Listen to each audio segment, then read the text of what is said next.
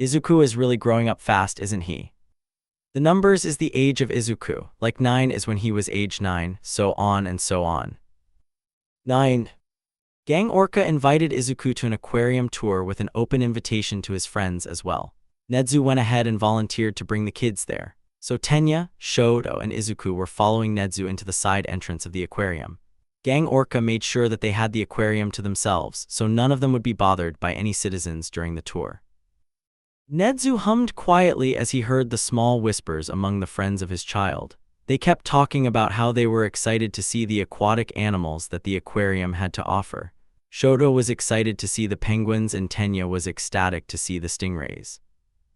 Nezu knew that Gang Orca was often invited to give tour like this, but they never really ended up well. He sympathized with him a bit. The children found his face scary, so they always ended up running away when he was genuinely there to teach them more about the undersea animals. There have only been a few occurrences when a small child looks past his scary looks. Izuku was one of them, and it made Gang Orca ridiculously happy. "Alright kids, this should be where Gang Orca will meet up with us," Nezu said. "Hello everyone, welcome to the beginning of our tour," Gang Orca began, approaching gently. He was dressed more casually than his formal-looking hero suit. He was dressed in a light blue bottom shirt thrown over a white shirt with some soled blue jeans. Nezu took a slightly more casual approach to the tour as well. He was only dressed in a white button-down shirt with some black pants and his signature red shoes that matched his son's sneakers. "Hi Mr. Sakamata, these are my friends Shoto and Tenya," Izuku greeted. "Hello there, I'm your tour guide for today," Gang Orca introduced himself. "Hi, are we going to see penguins?" Shoto asked shyly. "Yes, we are." Tenya pushed up his glasses. "Are we going to see the stingrays as well? I'm very excited to view them." Gang Orca nodded. "The stingrays would mostly likely be the first ones we see from the route we are taking." "I just can't wait to see all of them, especially the whales," Izuku announced, almost jumping from the amount of excitement he felt. Gang Orca chuckled. "You are in luck since we will visit each exhibit. We have all the time in our hands to see everything the aquarium has." "That is a relief. I myself am here to see the dolphins. I can't wait to see another intelligent animal," Nezu added as he walked behind all of the children with Gang Orca leading them through the glass entry which had all different fishes and stingrays swimming around them in the water. The glass aquarium curved around them highlighted all of the fish species that were swimming peacefully through the bright blue water. Tenya's blue eyes widened as a stingray swam gracefully above them. Shoto pointed out some of the fishes with pretty patterns while Izuku read off the information about each fish that he showed interest in. "You are going to spoil these kids rotten, huh?" Gang Orca asked as they watched the kids looked around in amazement. "Who, me? I don't have the slightest clue what you mean," Nezu responded before heading off towards Izuku's direction once he saw the children head into the next exhibit. Gang Orca just shook his head fondly before catching up to his group to continue the tour. The tour continued with Izuku's excited rambles about each new thing he learned about the animals inside on the little plaques. Shoto eventually watched the penguin feeding with everyone. Izuku got to see the large tank with all the whales swimming by beautifully. Nezu finally got to see the dolphin exhibit, which made him giddy on the inside. The gift shop was the end of the tour. Gang Orca laughed softly as he watched Nezu buy each one of the kids a plush of their favorite animal. Shoto got a baby penguin, Tenya got a stingray, and Nezu got himself a little dolphin keychain. Gang Orca ended up flustered when Izuku picked a killer whale plush. Nezu smiled sneakily directly at him, daring him to question him. Nezu knew he spoiled the kids too much. He didn't need anyone else to say it. Hey, you coming with us to karaoke?" "No, I got to go talk to someone really quick," Taoya replied. He wasn't in UA anymore, but he was a pro hero that was slowly growing in the ranks. He needed to visit Nezu to talk to him about possibly already becoming a sponsor for Shoto if he needed it. He knew that he was still new, but he just needed to make sure that he could help out his youngest brother. Natsuo was still in middle school, but he was already talking about doing something in the medical field to help out. Fayumi was already in high school, and she was talking about becoming a school teacher. He knew that Shoto wanted to be a hero, and he just needed to know that even if he is a new hero on the field, he will still be able to take in interns. Admittedly, he might be overthinking this, because by the time Shoto gets into UA, he will be 25. He guesses it might just be the nerves, but just wants to double-check what exactly he could do to help. Can he recommend him yet? Can he take him on as an intern? Okay, maybe he just has a lot of questions still about being a hero. Who can blame him? He literally only just graduated a while ago. He was still 18. After a while, he finally reached UA. Taoya passed a lot of people only to get into the familiarly almost empty hallway where Nezu's office is. Nezu, hi, sorry for the surprise, but… Taoya fell silent as he looked at the scene before him.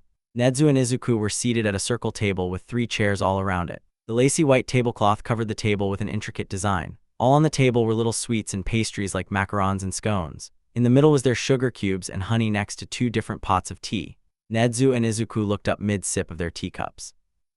I would say I have been expecting you, but, Nezu said looking down at the red boa around his neck, this doesn't seem like the right setup for a movie quite like that. Izuku fluffed his green boa before replying, we have a purple one if you want to join. We are having a tea party. He found them in the old theater supply closet that we used to store old things from the culture festival. He found them itchy, but he likes them. They are itchy, but you get used to it, Izuku answered, taking a huge sip of his tea. Would you like a refill? Nezu asked his son. Izuku smiled, yes please. Taoya remarked as he walked up to the table. Letting out a sigh, he sat down at the table. Without another word, Izuku wrapped the purple boa around Taoya's neck. Nezu retreated the tea pot back after filling up Izuku's cup. Thank you. We have lemon honey or Earl Grey. Which one do you prefer? I'll take the Earl Grey, Taoya replied, holding up his small teacup. Good choice, Nezu said, pouring him a cup. Taoya sipped his tea calmly, while mostly listening to Izuku talk about what he recently learned. Taoya soon expressed his thoughts to Nezu when Izuku retreated to the bathroom since he drank so much tea. Nezu leaned over to whisper, you have no need to worry. By the time the 2 reach UA, you can recommend and take them as your interns. Taoya smiled at his reassurance, which turned into a small laugh when Izuku returned from the bathroom really excited when he remembered the name of a hero he wanted to talk about. 10. Nezu brought Izuku over to the police station while he went to talk shortly with the detective in charge. He knew Izuku was in safe hands since Officer Sansa has proven to be an excellent help to him when he just has to talk to police for a moment. He watches over Izuku and even lets him play on his phone sometimes. Nezu headed inside the office of Tsukachi quietly. Hello again, do you have any rather clues about the case? We got close to nothing. All we have is locations, but we can't really pin down his next location on where he will strike, and from the videos we have, we can't really pinpoint what his quirk is. Tsukachi replied. Quirk? Izuku asked with a tilted head. Nezu looked back. Izuku, little mouse, why are you here? Izuku shrugged. Sansa only has clumsy ninja and I already beat it twice. You don't know a quirk. Nezu suddenly had an idea. Tsukachi, do you have a clear video of the suspect using their quirk? Tsukachi nodded, pulling up a video on his computer to show them. Izuku pulled himself up on the chair to see the computer more clearly. Izuku watched the video, his lips moving as he muttered about the quirk that villain used. It looks like his quirk manipulates his victim's vision. Each time I see a person trying to get him, they are always just missing the mark of where they aimed. The quirk is either messing with their vision or their aim. It seems like the trigger is holding his breath because you can see him open his mouth here, but he won't open it again until he is in the clear. And you can tell he is holding back his breath from the way he is clenching while he holds it before letting go heavily afterwards. I wonder what else he could do with that. Mutter, mutter, mutter, Izuku ranted, rapidly rewatching the video to gain more information. Suakuchi's eyes widened before he started to look up the quirk database for anyone with a quirk that can mess up someone's vision or at least aim. Safe to say, the police finally caught the suspect of the series of robberies with a little help from Izuku. Nezu was, for the first time since being free from his past, was scared. He was scared of how Izuku would react when he tells them. Today was the day that he had to finally tell Izuku he was adopted. He decided that now might be the best time since they were all alone in the apartment watching Cinderella, the movie that gave Izuku his nickname of Little Mouse. Oh goodness, memory lane does creep up on him. Izuku. Papa. I need to explain something to you, and I want you to know that I truly care and love you, Nezu explained. I love you too, Papa, Izuku answered back automatically. Nezu sighed to himself before began the story. How it all started with a basket outside the UA gates, how he learned from the letter that his mother had died from childbirth and his father gave him up, how his father got convicted for child abandonment, and how Nezu adopted him as his own. Nezu listened in silence as Izuku took in all the information quietly. With each passing moment, whether it be seconds or minutes, he felt worried that Izuku might not take this information well. Izuku looked up. "You are still my papa, right?" "Yes, and you are my little mouse," Nezu smiled softly. "Then it doesn't matter how you found me." Nezu hugged his child close to him at that moment, acknowledging that for the first time in forever he shed a tear in his vulnerable state. 11. All Might stuck to his promise of taking care of himself most of the time. He took his vitamins prescribed by Recovery Girl. He made sure that Night Eye had no reason to worry about his work because he cut his hero hours. He always made sure to keep his diet, sometimes. But he always slipped up a bit when trying to get used to his new schedule. Sometimes he will go over his set limit and push himself a bit even though he felt guilty each time. So there he was on the field right after vanquishing a villain for the 6th time in just 2 hours. He coughed before waving at the civilians. He knew that he should have rested a bit more today, especially since he worked a bit too hard the past 2 days, but he just felt like he had to. "Excuse me, whose child is this?" "I'm the offspring of his worst nightmare," Izuku responded, quietly heading straight for the tall hero and tugging on his cape. All Might looked down only to fall victim to the most saddest puppy dog's eyes that Izuku could muster up. "Why, Uncle All Might?" Izuku asked with a sad tone to his voice. Oh God, All Might feels his heart ripping into two. The guilt is slowly weighing him down. "I'm very sorry," All Might whispered, hugging Izuku close before taking off with him in his arms. "Fly to Recovery Girl's office," Izuku ordered as the air flooded back his curls. I think I'll be fine." "That wasn't a suggestion." 12. Izuku was watching the UA entrance exams carefully from the back since the teachers were up front to see about any potentials to put in their class. He watched Aizawa mark down a few students from the screen, paying close attention to how they worked with their quirk. "Papa, what happens with the people with less physical quirks, like the ones who didn't really have a chance to show what they have against the robots?" Izuku asked. "Well, they can get in like Aizawa. He showed his drive to be a hero by scoring high in the sports fest," Nezu answered.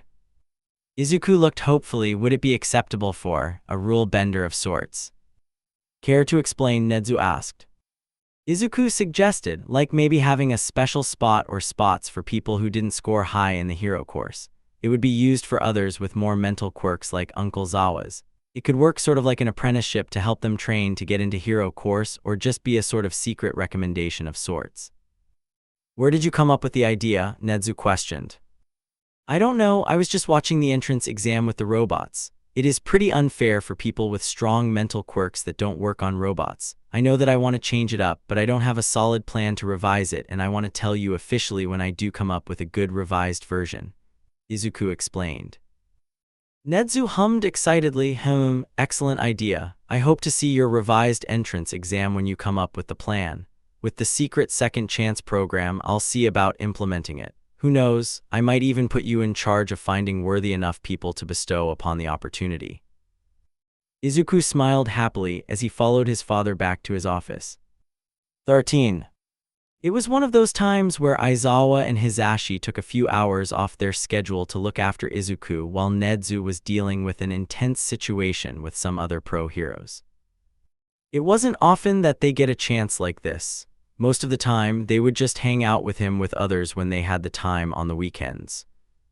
But today, it wasn't a particularly happy day for Aizawa and Hisashi to remember. It was the anniversary of Shirakumo's death. Maybe that's why Nezu enlisted both of their help to watch over Izuku today. It was true that ever since they started caring for Izuku, their sadness for Shirakumo's death has lessened. But his death still bore a heavy weight in their heart. But still, every time they see Izuku, their heart grows lighter. Maybe it's because his cheerful smile reminds them of their friend. Izuku tilted his head. "Uncle Zawa, Uncle Mike." "Yes, what is it?" Hisashi asked. "Why do you both look so sad? Is it because of something idiotic or something that happened on yesterday's patrol?" Izuku questioned. No, it's not that," Aizawa replied. "What is it? Can I do something to help?" Izuku offered. Aizawa sighed. "It's just that today was the day our old friend died. We were still hero students BK then, before Nezu took you in. He died when debris hit him when we were dealing with a villain attack."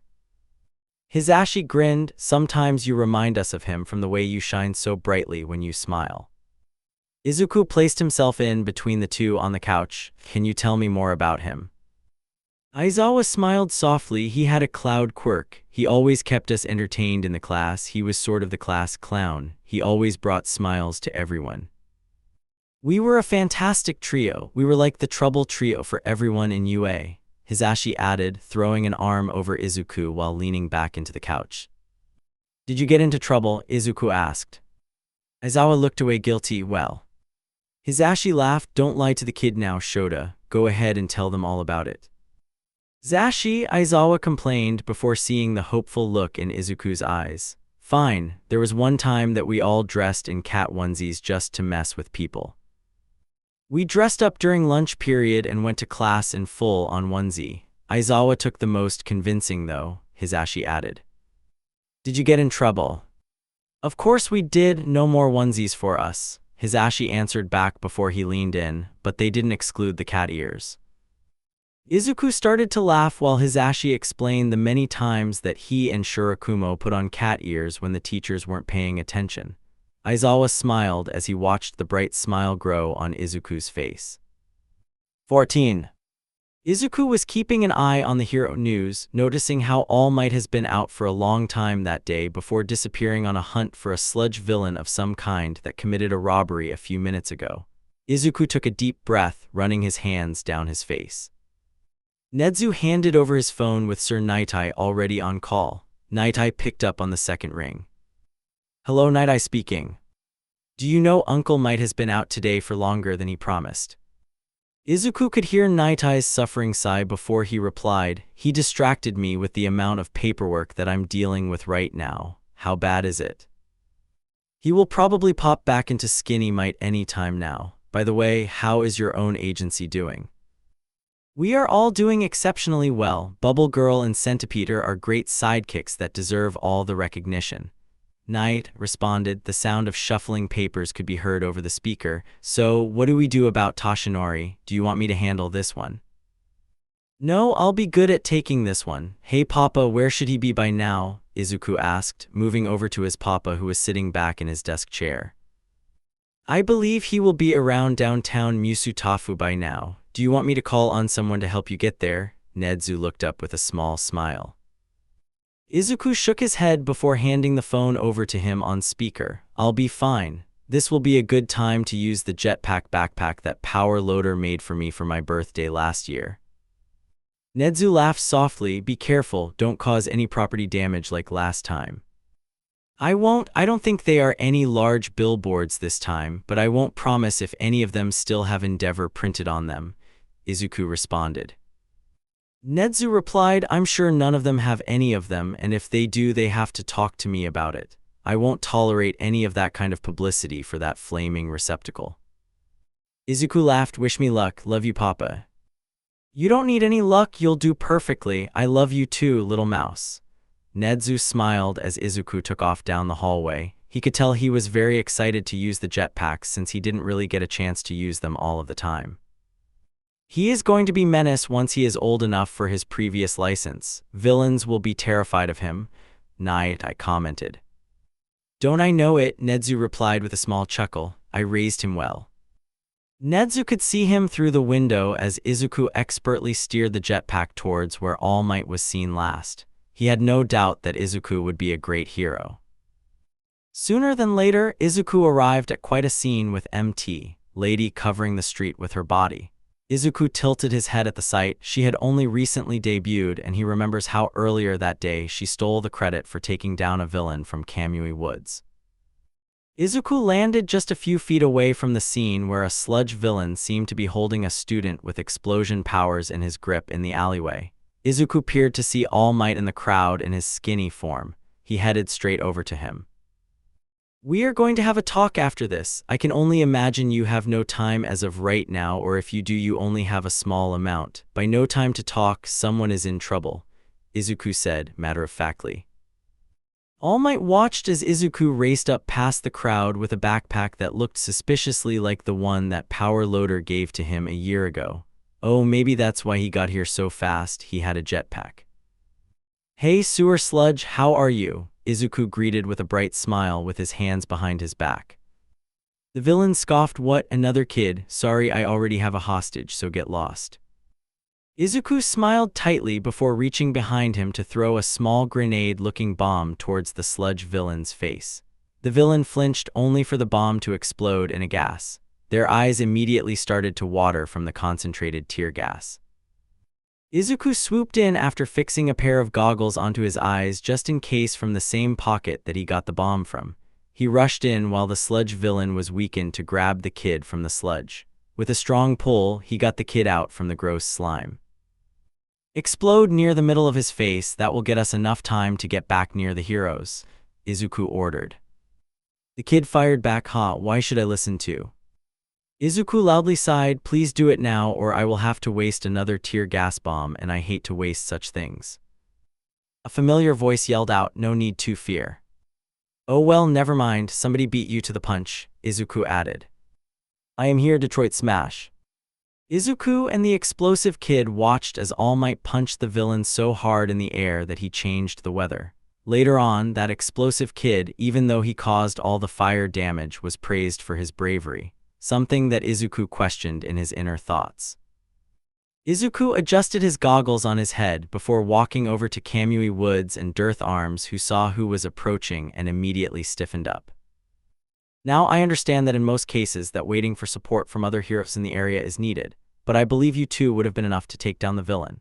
His weak point was his eyes, since that was the only thing made of sludge. Kamui, you could have easily used your branches to poke his eyes and let Dearth Rams have the time to rescue the hostage. Then the only thing left is taking the villain into custody. Izuku explained, gesturing to the two heroes how they could better handle the situation at hand. My lady almost giggled from the look on the others' faces as they were criticized by a small teen. Backdraft remarked, don't laugh, that's Nezu's son, he is freakishly talented in his analysis. Oh wow, she commented before asking quietly, how good is his analysis? I think he has enough to know how to defeat us by using our own quirks against us, or at least using our weak points. He can get so much information with only 30 seconds of footage. Backdraft whispered to her, which caused a bit of color to drain from her face. Dang, MT, Lady mumbled, watching Kamui Wood and Death Arms bow in apology to a satisfied-looking Izuku. Then she observed as the kid smiled so brightly before bringing down the two into a hug. She watched as the kid waved goodbye cheerfully, proclaiming about going off to find where his uncle went before he skipped down the street. Whoever that uncle is, it looks like he is in trouble, MT, Lady commented. Izuku eventually found his uncle sitting against a brick wall while the sun was getting ready to set. Uncle Toshi. All Might jumped once he heard the familiar voice that had a hint of hospitality behind the happy exterior. Hi, hello, young Izuku. Izuku fixed him with a harsh stare. Cut it out. Uncle, we talked about your limit already. Do I need to talk to you about it again? I can make a whole presentation about it. A full 100-slide PowerPoint with graphs and charts and everything. I can highlight the points you keep forgetting about. I didn't mean to go over my limit. Honest, I was in my skinny form at the grocery store when the sludge villain appeared. I thought it would be quick, but it took longer than expected since I lost sight of him for quite a while. I promise that I didn't want to go over my limit. I have been really careful lately. Izuku sighed. I'm not mad, just a little disappointed. All Might pouted before Izuku extended a hand to him. Now let's get back to UA. Night I should be there with Mirio all ready to talk about the whole successor thing, Izuku said with a tired smile. All Might allowed Izuku to slightly pull him up from the ground.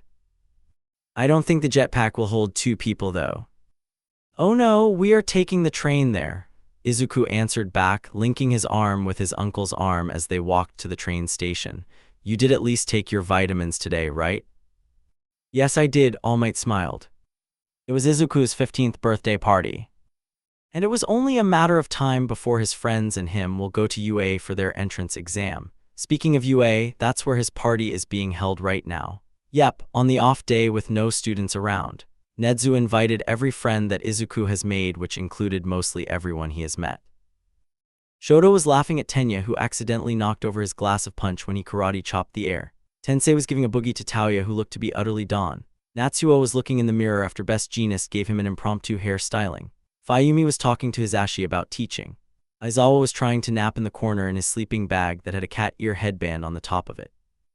Gang Orca was talking with 13 about their recent patrol, while Lunch Rush cut in to hear about it as well. Power Loader and Cementos were whispering to each other.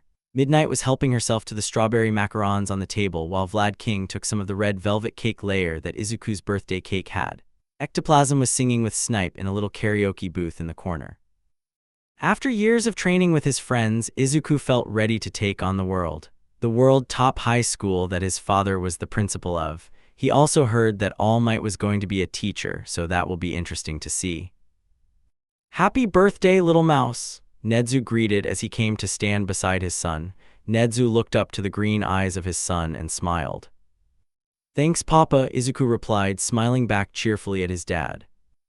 Nezu looked into the smiling face of his now teenager son only to be reminded of the bright smile that he gave when he found him as a child. He reminisced on the day he found Izuku. He would be forever glad that Izuku came into his life. He couldn't imagine what it would have been without his little mouse beside him. Recommendation exam. It was almost the entrance exam time. It was close, only about 2 weeks away. Nezu made sure that Izuku was ready for anything. Over the years, Izuku had grown in many skills. Nezu had helped him train his analysis to a point where he can pinpoint weaknesses only about a minute into a fight. Izuku was taught to locate any single weak point that he could find in any fight through his self-defense classes that he took with Uncle Aizawa. He learned a bit from Uncle Mike about learning a new language, so Izuku is currently fluent in both English and Japanese. He can speak a little bit in Chinese and Spanish, but not as well as the other two. It was uncanny, now similar Izuku was growing to be like him. It was getting to a point where even strangers can pinpoint that Izuku was indeed his child. There was a situation with a new hero called Mount Lady visiting only to see Izuku laughing maniacally as he hotwired a robot prototype that Power Loader had made. She turned to see Nezu on the sidelines cheering on his boy, while simultaneously trying to not let the robot be destroyed. And Izuku's friends have grown as well during these years. Tenya and Shoto were still honing their skill until the very last second of the entrance exams. The trio were focused on getting into the hero course. They wanted so badly to become heroes together as they planned since they were young. Tenya studied extra hard during his years in his middle school to make sure that he passed the written exam. Tenya expressed how excited he was to go to the same school as his friends to further their dream of being heroes. His brother Tensei went out of his way to train him on moves that he could master with his engine Quirk. It caused Izuku to go into a mumbling frenzy when Tenya had shown off his power move, Recipro Burst. Shoto was studying with his sister to help tutor him in subjects he was having trouble in. Natsuo helped him out by teaching him more social skills. Taoya had helped him handle his fire quirk more fluently like his ice quirk into a point where Shoto could handle both of them like a trained dancer with ribbons. Shoto had made his friends smile the first time he showed off how he could use both of them at the same time elegantly. Nezu sat at his office desk, looking towards the picture frame that was still on his desk after so many years. The photo of him and his son in matching suits all the way down to their red shoes. It made him smile honestly since that reminded him of the day Izuku had said his first words. Which was surprising at first, but then he calmed down later on. Nezu was looking through the last of the attendees that were applying for the regular entrance exam. He clicked his tongue because he knew that not many of them at all would be accepted into the hero course. He had hoped that this year's selection will be promising. "Hey Papa," Izuku greeted when he walked inside his office with only 3 knocks to the door before he barged in. "Lunch Rush is making maki rolls today and I'm excited about it. He even told me that I can try to make some hand rolls with them. Hopefully I can make something edible from all the ingredients. Ooh, salmon would be good for my roll. Hey, if I make something edible, would you try it with me?" Nezu nodded. "Of course, little mouse. Have you taken into consideration what you will be doing for the incoming exams? Do you plan to attend any of the hero school? I wouldn't be against it as long as they promise to give you the education you deserve." "Papa, you know that UA is basically my home at this point. Of course I would be going here if or when I'm accepted," Izuku replied back as he relaxed into one of the more comfortable seats in his papa's office. He settled into a chair right near his desk before he continued. "I heard Tenya was taking the regular entrance exams. Did you hear anything about what Shoto will be taking?" "Young Shoto will be taking both apparently. He wants to accept his brother's recommendation, but he also wants to just challenge himself a bit more," Nezu explained. Izuku hummed. "That sounds like a good idea, taking both of the entrance exams to increase the chances. Hey, maybe I should." "No," Nezu interrupted his son. Izuku looked back at his father with mild confusion. "What, why?" Nezu looked up to meet his green eyes. Izuku, may I remind you of last year? You mean last year when I technically took the entrance exam? Izuku questioned, growing a sheepish expression when he remembers exactly what happened. Yes, I still can't express how I was proud and momentarily scared at the same time, Nezu started. Flashback to entrance exam last year. Izuku was 14. Are the robots ready for the exam? The students have just entered into the written exam portion, Nezu asked Power Loader. Power Loader responded, all ready to go. I have the Zero Linger all set up with the red activation button in the main room. Whoa, Izuku exclaimed with excitement. They are almost like the robot blueprints you showed me. Power Loader laughed, ruffling Izuku's curls. They are made almost exactly like the blueprints. I just switched the power button to the left instead of the right and added a few modifications to the outer appearance. Ah, got it, Izuku replied. He got taught many things in his years at UA. One of the major lessons besides his father's teachings was Power Loader's lessons on support items. He was taught the basics of things from engineering a small robot, making blueprints, and hot wiring. He knew how to do a few things, but he wasn't quite successful yet in making the ideas in his head. Also, he was learning how to do coding and hacking by one of Power Loader's trusted associates that dealt with more technology. He hasn't gotten quite the hang of it yet since he only started the lessons a few months ago. Alrighty, I think we are all set for the practical exam when the written exams end. It should be too long now before the participants are moved to the area where Mike will talk to them about the rules, Nezu explained softly before looking to Izuku. I'm guessing you will meet me in the room as always to analyze the quirks of the incoming students. You know me, Papa, I can't wait for it. I might be a little late to it though. I want to look around at all these robots. They are just so interesting to look at. I want to see how they differ even more than the blueprints, Izuku responded, spinning around to look at all the robots lined up in the large warehouse. Okay, but be careful. Make sure to get out of here and not get distracted with your analysis, Power Loader warned. Izuku promised to be careful before the two adults left the warehouse. They left a curious little mouse in the middle of analyzing each robot right before the practical exam was about to start in about 20 minutes. Nezu looked at his watch expectantly when President Mike announced the start of the exam. Nezu thought to himself when he glanced back at the room's entrance. Where is he? He did say he would be late, but I don't know how late he might be. What happens if he misses the whole thing? Power Loader finally barged into the room unexpectedly when the exam was only started a minute or two ago. Hey, is he here? I didn't see him at the warehouse. Midnight looked over her shoulder. Who? Izuku? No, he isn't here. Nezu looked back at Power Loader, then where is he? Has anyone seen him? Hound Dog growled out. I see him, Aizawa said with a hidden smile behind his capture scarf. Midnight answered back with relief. Good, wait, where? Aizawa pointed his finger at the screen where it showed one of the one-pointers. Nezu observed the screen only to see a green-haired boy on top of the one-pointer, aggressively messing with the neck of the robot. Damn it, should we call off the exam temporarily? Izuku could be hurt in the crossfire of one of the participants who decide to go for that robot, one of the voices from behind Nezu said. Nezu could guess it was Cementos from the tone of voice. Nezu hummed, wait just a moment, it looks like Izuku is. They watched as Izuku pulled out the wires hurriedly before using two separate wires to click together. Power Loader watched with amusement as Izuku started to hotwire the robot with immense speed just like he taught the boy. Power Loader smiled, he is hot-wiring the one-pointer. Ectoplasm looked between the screen and Power Loader, to do what? Nezu looked at the screen intensely only to watch his son happily sit down as the one-pointer slowed in speed. Everyone watched with bated breath as the one-pointer almost seemed to reset. Before their eyes, the one-pointer started aiming their aggression onto different robots near them. Nezu watched with a smile as Izuku's hacked robot started to aim at the weak points that the other robots had. Nezu almost laughed with pride as he heard his son laugh manically as the robot continued to charge at the others. Nezu almost noticed how the one-pointer was avoiding very populated areas where the participants were trying their best to win. Oh, he hot-wired the robot to go against its fellow robotic comrades, Lunch Rush exclaimed from his seat in the back. That is definitely your kid, Vlad King chuckled slightly. Nezu nodded with a mixture of pride and joy. He is Suo going to get lectured with a cup of tea when he gets down from there. I can't wait to see what kind of student he will be for my class, Aizawa states before he slurped on his juice packet. What do you mean your class? Nezu explained without turning his head from the screens. I already gave him the go-ahead. Aizawa will be Izuku's homeroom teacher when he applies. But why? He asked first, Nezu replied. Present Mike groaned as Aizawa slowly returned to the dark of the back of the room.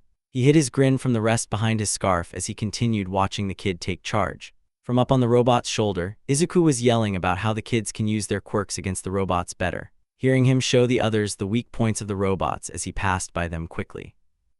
This kid will definitely be the problem child of his class. Okay, I won't take both of them, Izuku replied almost with a pout before raising a brow. If I'm going to take the recommendation exam, then who recommended me? Was it you? Nezu chuckled. It was me and almost every pro hero that has met you, and I'm not over-exaggerating. You have gotten several recommendations to a point where it extends to Shiksu and Ketsubutsu as well. Wow, well, I guess this means I have to train extra hard to make sure I'm ready for the recommendation exam, Izuku said. He thought that the recommendation exam wouldn't be as bad as hot wiring robots. As far as he knows, it is an obstacle course from the slip-up that Uncle Mike gave. Nezu questioned, and I guess I won't have to tell you. I know you don't play favorites, Papa. I will prove myself the best I can with the exam and the interview. I will show everyone that I have what it takes to be a hero, Izuku promised.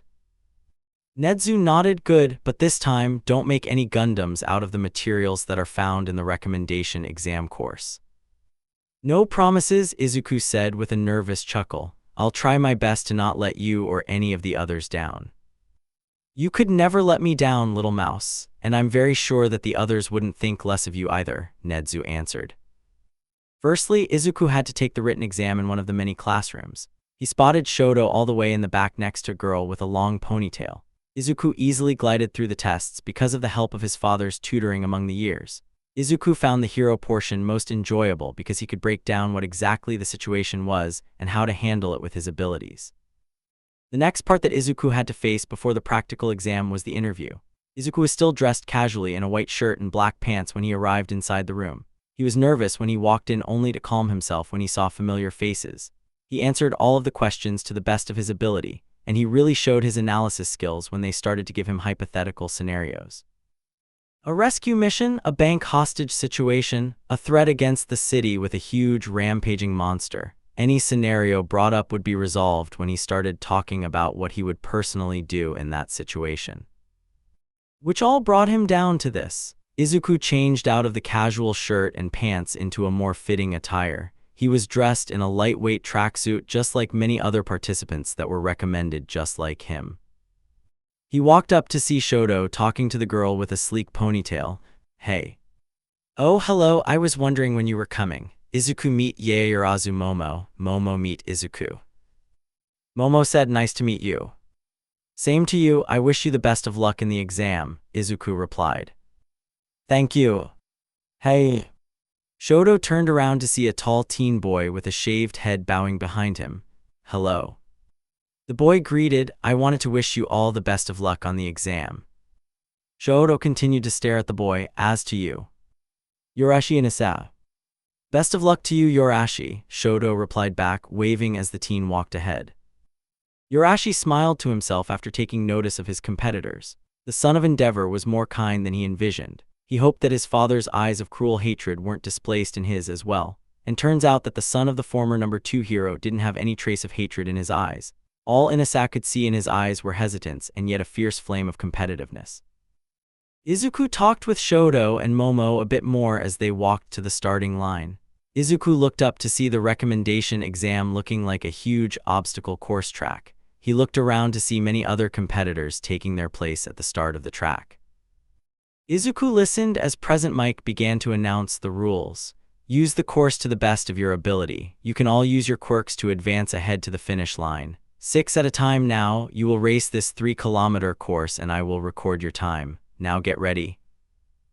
Izuku bent his knees while looking intensely at the mass of obstacles in front of him.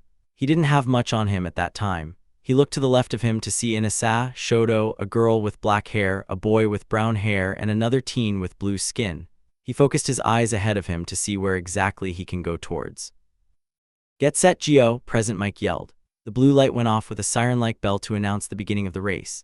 Izuku took off running right as Inasa and Shoto took off ahead of everyone else using their ice and wind quirk. Izuku ran straight towards the obstacle that looked like a waterfall when it came into view. Many other participants started to pass him up, but he had already formulated a plan to pull himself ahead. When Izuku got to it, he looked back to see everyone else just using the track that goes underneath the waterfall. Izuku relaxed his shoulders before starting his climb up the rocks next to the waterfall, already planning on using the zip line's nets to it. Izuku climbed fast, clinging onto every strong point he could see on the mountainside. He mentally thanked himself for having Uncle Zawa teach him parkour. He also would like to thank Tensei for that time when he took him and Tenya to go rock climbing. With that, he could climb the mountain with only the slight fear of falling since he had nothing to hold him up with. Eventually, he climbed up with the help of a rope that was hanging down about halfway. With renewed endurance, Izuku took the belt from his pants to make a makeshift zip line for the sharp mountains next to the waterfall. Looking down, Izuku could see that the others were ahead of him. Inasa and Shoto were still in the lead, while the three others were actually behind him. There is nothing against the rules from what Nezu had shown him for the exam and what Present Mike had detailed before it. There was nothing against the rules for using the obstacles themselves to your advantage. Izuku smiled as he started to use the lines between the mountains ahead of him as his own personal zip line using his belt. Izuku guided himself down from the height to a more slide-looking obstacle. Izuku slid down the slide before continuing his run. The zip lines had actually provided him a nice jump ahead because they easily landed him near the end. Izuku buckled down in his run, using his stamina to clear the rest of the way ahead of him. He could hear the others trying to catch up from behind the slide obstacle. Meanwhile, he could hear the faint voices ahead of him as Present Mike called out 2 times. He raced ahead until he could finally see Shoto and Inasa in front of the finish line. "Come on," Shoto shouted to him, making Izuku practically double his efforts before Mike called out his time. Izuku breathed heavily, relaxing when Shoto laid a cold hand against his forehead. "Good work. That was impressive. I saw you climbing up the mountain when I passed. That was true work of thinking outside the box to get to one's goal. Thank you, Yorashi, and congrats for finishing first and second. Can't wait to see who is going to be our classmates," Izuku said. Inasa grinned. "I'm between UA and Shiksu High at the moment. I plan on taking the Shiksu exam before I decide." "Well, I hope to see you again." "Ooh, hold up, give me your phone number and we can keep in touch," Izuku stated.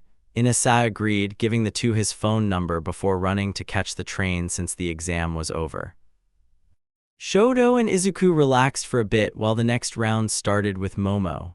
After it ended, Izuku also obtained Momo's contact to stay in touch after he talked with her some more. Izuku was hopeful that his future class would be filled of so much potential. He got to gush over Momo's unique quirk that he knew had many possibilities. Shoto watched it all while Izuku continued to make small talk with him and Momo.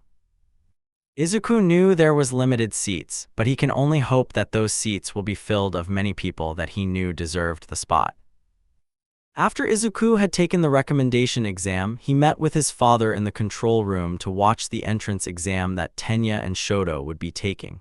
He was taking down analytic notes of many potentials that took his interest right away. Midnight sneaked a glance at Izuku as he hurriedly mumbled under his breath while watching the screen intensely. Nezu looked over to his son as the 15 minutes was slowly dwindling down for the participants. Tenya was easily brushing past the robots, gaining more points by the minute.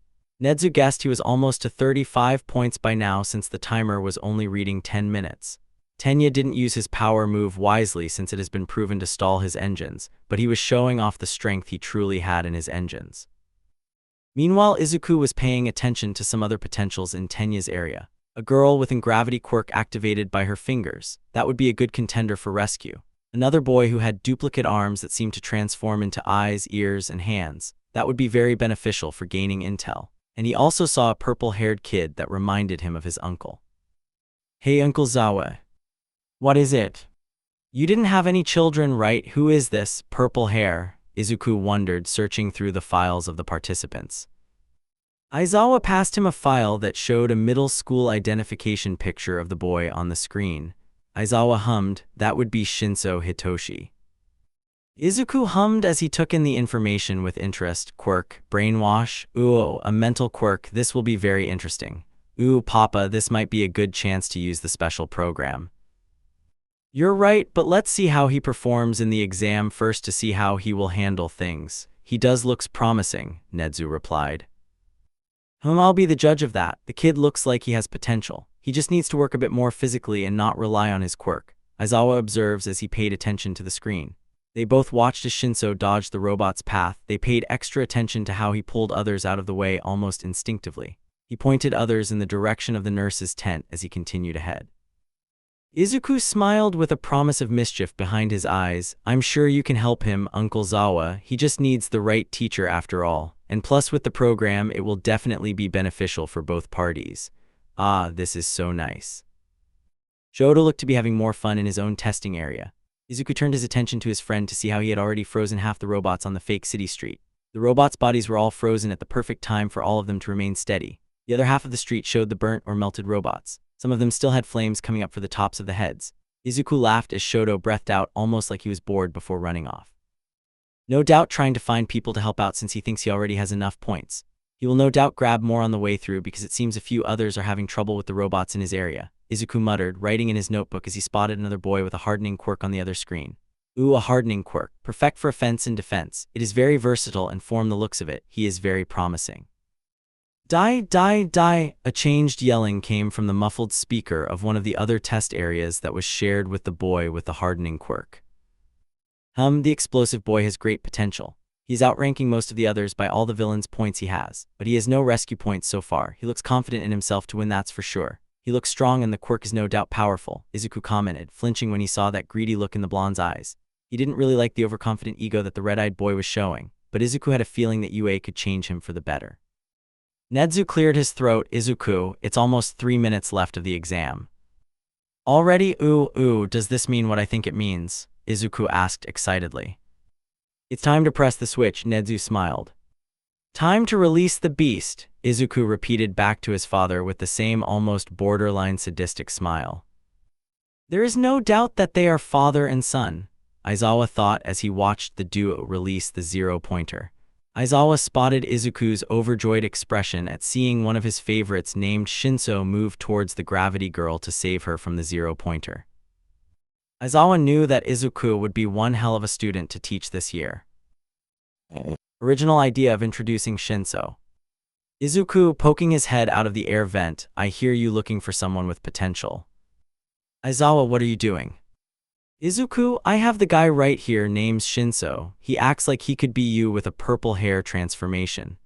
Izuku ducks his head into vent only to shove out a large manila folder covered in glitter. I have the stuff. Aizawa, Izu, why are you in the vents like that? And don't act like this is a drug deal. Izuku, waving his hands as he places the vent cover back on SHHH. You can't see me, bye uncle. Aizawa say asterisk, goodbye problem child. Little Mouse is accepted.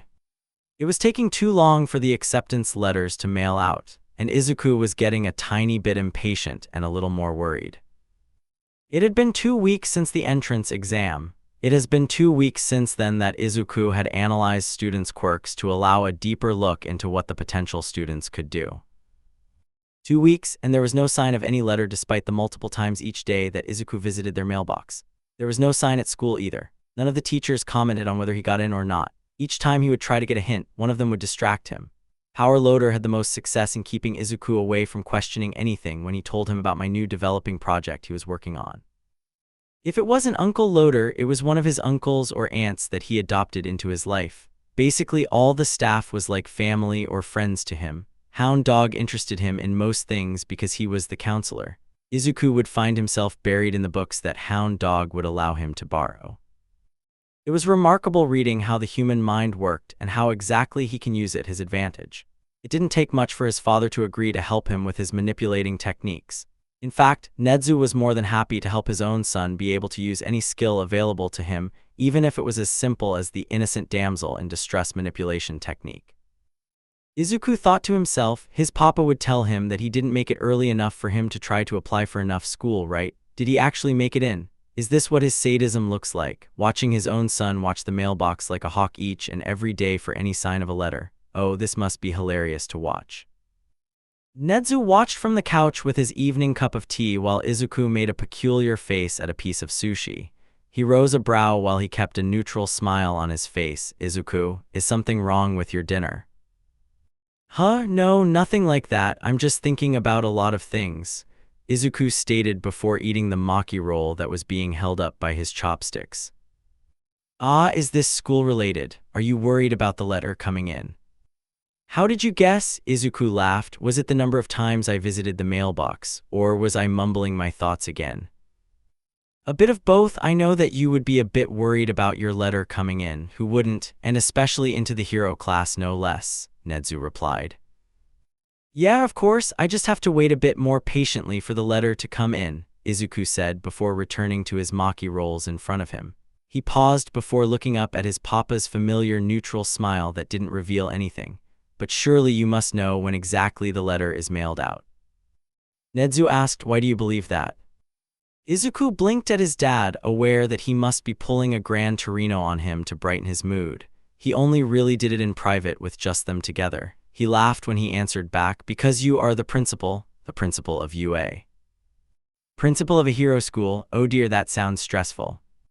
Papa, you run the school. Izuku started to laugh at his father's faux clueless expression. Nezu tilted his head. Do I? Papa, Izuku chuckled. Nezu hummed, are you sure I'm not the principal of some Hope Academy? Dad, do not make Monokuma jokes right now. Oh, look at that, Nezu commented, poking the fish in front of him. A body has been discovered. Izuku started to laugh harder, gripping the edge of the table. He lowered his head to try and calm his giggles down. It was harder than he thought. He knew it was a mistake when he introduced his father to the game that he found a playthrough online for. Oh, almost forgot. Are you done with dinner yet? I'm all done over here, Izuku replied, still a bit breathless from his papa's joke. Good, Nezu stated, pulling a letter with a red seal out from under the table. Because I happen to have this letter from UA with your name on it. I have no clue what might be in here. Papa, Izuku cried out, swiftly grabbing the letter out of his smiling father's paws. Nezu watched as his son rushed inside his room to open it. Smiling to himself, he gently jumped from his seat to follow his little mouse. He couldn't wait to see his expression. Nezu snuck up silently, his eyes perking up when he heard the letter being ripped open. He peeked around the corner to see Izuku in the middle of his room with the projection beginning to start. Nezu looked around his room, remembering how much it changed over the years. He still remembers his crib resting against the wall, how Izuku would crawl through the hole in the closet to pop into his room whenever he had nightmares of his own. Izuku's room was more matured. There was a dark wood bookshelf that had lines of books that ranged from fantasy, mythology, adventure, and all the way down to school books that Nezu bought for him to study from. Next to the large bookshelf was a shorter bookshelf with only 2 shelves that held all of Izuku's analysis notebooks from all the years. Izuku was working on his 16th book as of now, with 4 brand new ones when he finished his current notebook. Of course, all of it was written in a special code, because both of them wanted to make sure the information doesn't fall into the wrong hands in any way. On the shorter bookshelf, there was an instant camera with a mostly filled photo album rested next to it. There were also some stuffed animals that Izuku had kept from his younger days, like an octopus plush which had long arms that hung down. A collection of figures that Izuku had collected was sitting amongst the tall bookshelf. They were spread out amongst the spines of multiple novels. The nightstand next to Izuku's bed had a simple radio clock that woke him up in the morning and allowed him to listen to Present Mike's radio show at night. Izuku's bed was a nice, full-size bed that had a soft gray pattern that complemented the simple black pillows at the head of the bed. Nezu had to hide a laugh when he remembered the day that Izuku picked them out. He said that most of his family had gray, white, or black colors in her costumes, so he wanted to be reminded of that even if it came to a more monotone look. Nezu refocused back on the scene of his son on the dark red carpet that Izuku was sitting on.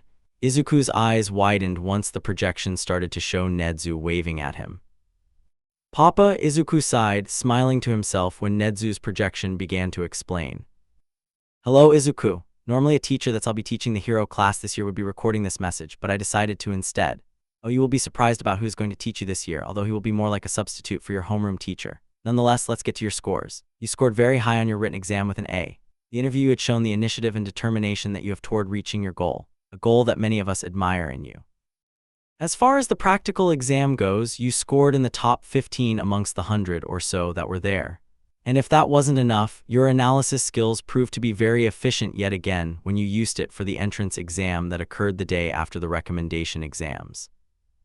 What about the points I scored from last year's entrance exam? Are you seriously not going to count it? Izuku asked, mumbling to himself in his room. Nezu's projection interrupted, and nope, I won't count the points you gained from last year's entrance exam since it doesn't carry over into the next year. Izuku nodded. That sucks, but it is understandable, and not surprising that you would predict I would ask that. And with all of these categories put together. Izuku leaned forward as Nezu watched the projection's blue light reflect in Izuku's green ones from his position behind the doorframe. I welcome you to your Hero Academy. Nezu stepped out to speak the same words at the projection in front of Izuku. Congratulations, little mouse. Izuku turned around to face Nezu with tears already slipping down his cheeks out of the happiness he was feeling. He hastily crawled over on the carpet in a rush to hug his father, who welcomed the hug. The day after, Nezu had arranged a meetup on Yue's property to have a small celebration to celebrate Izuku, Tenya, and Shoto being accepted into the hero course. And Izuku greeted his friends with a flying tackle hug attack that Shoto was ready for, but he made a Tenya drop his orange juice to actually catch him. Nezu laughed a bit when he walked up with Tensei laughing his ass off at seeing his little brother getting a surprise attack. He is never prepared for it. It's like Izuku always attacks him only when he is carrying something, Nimuri explained while Tensei was still catching his breath, even though he launched into another round of laughter when Tenya cried out about how it was dangerous since he was holding something.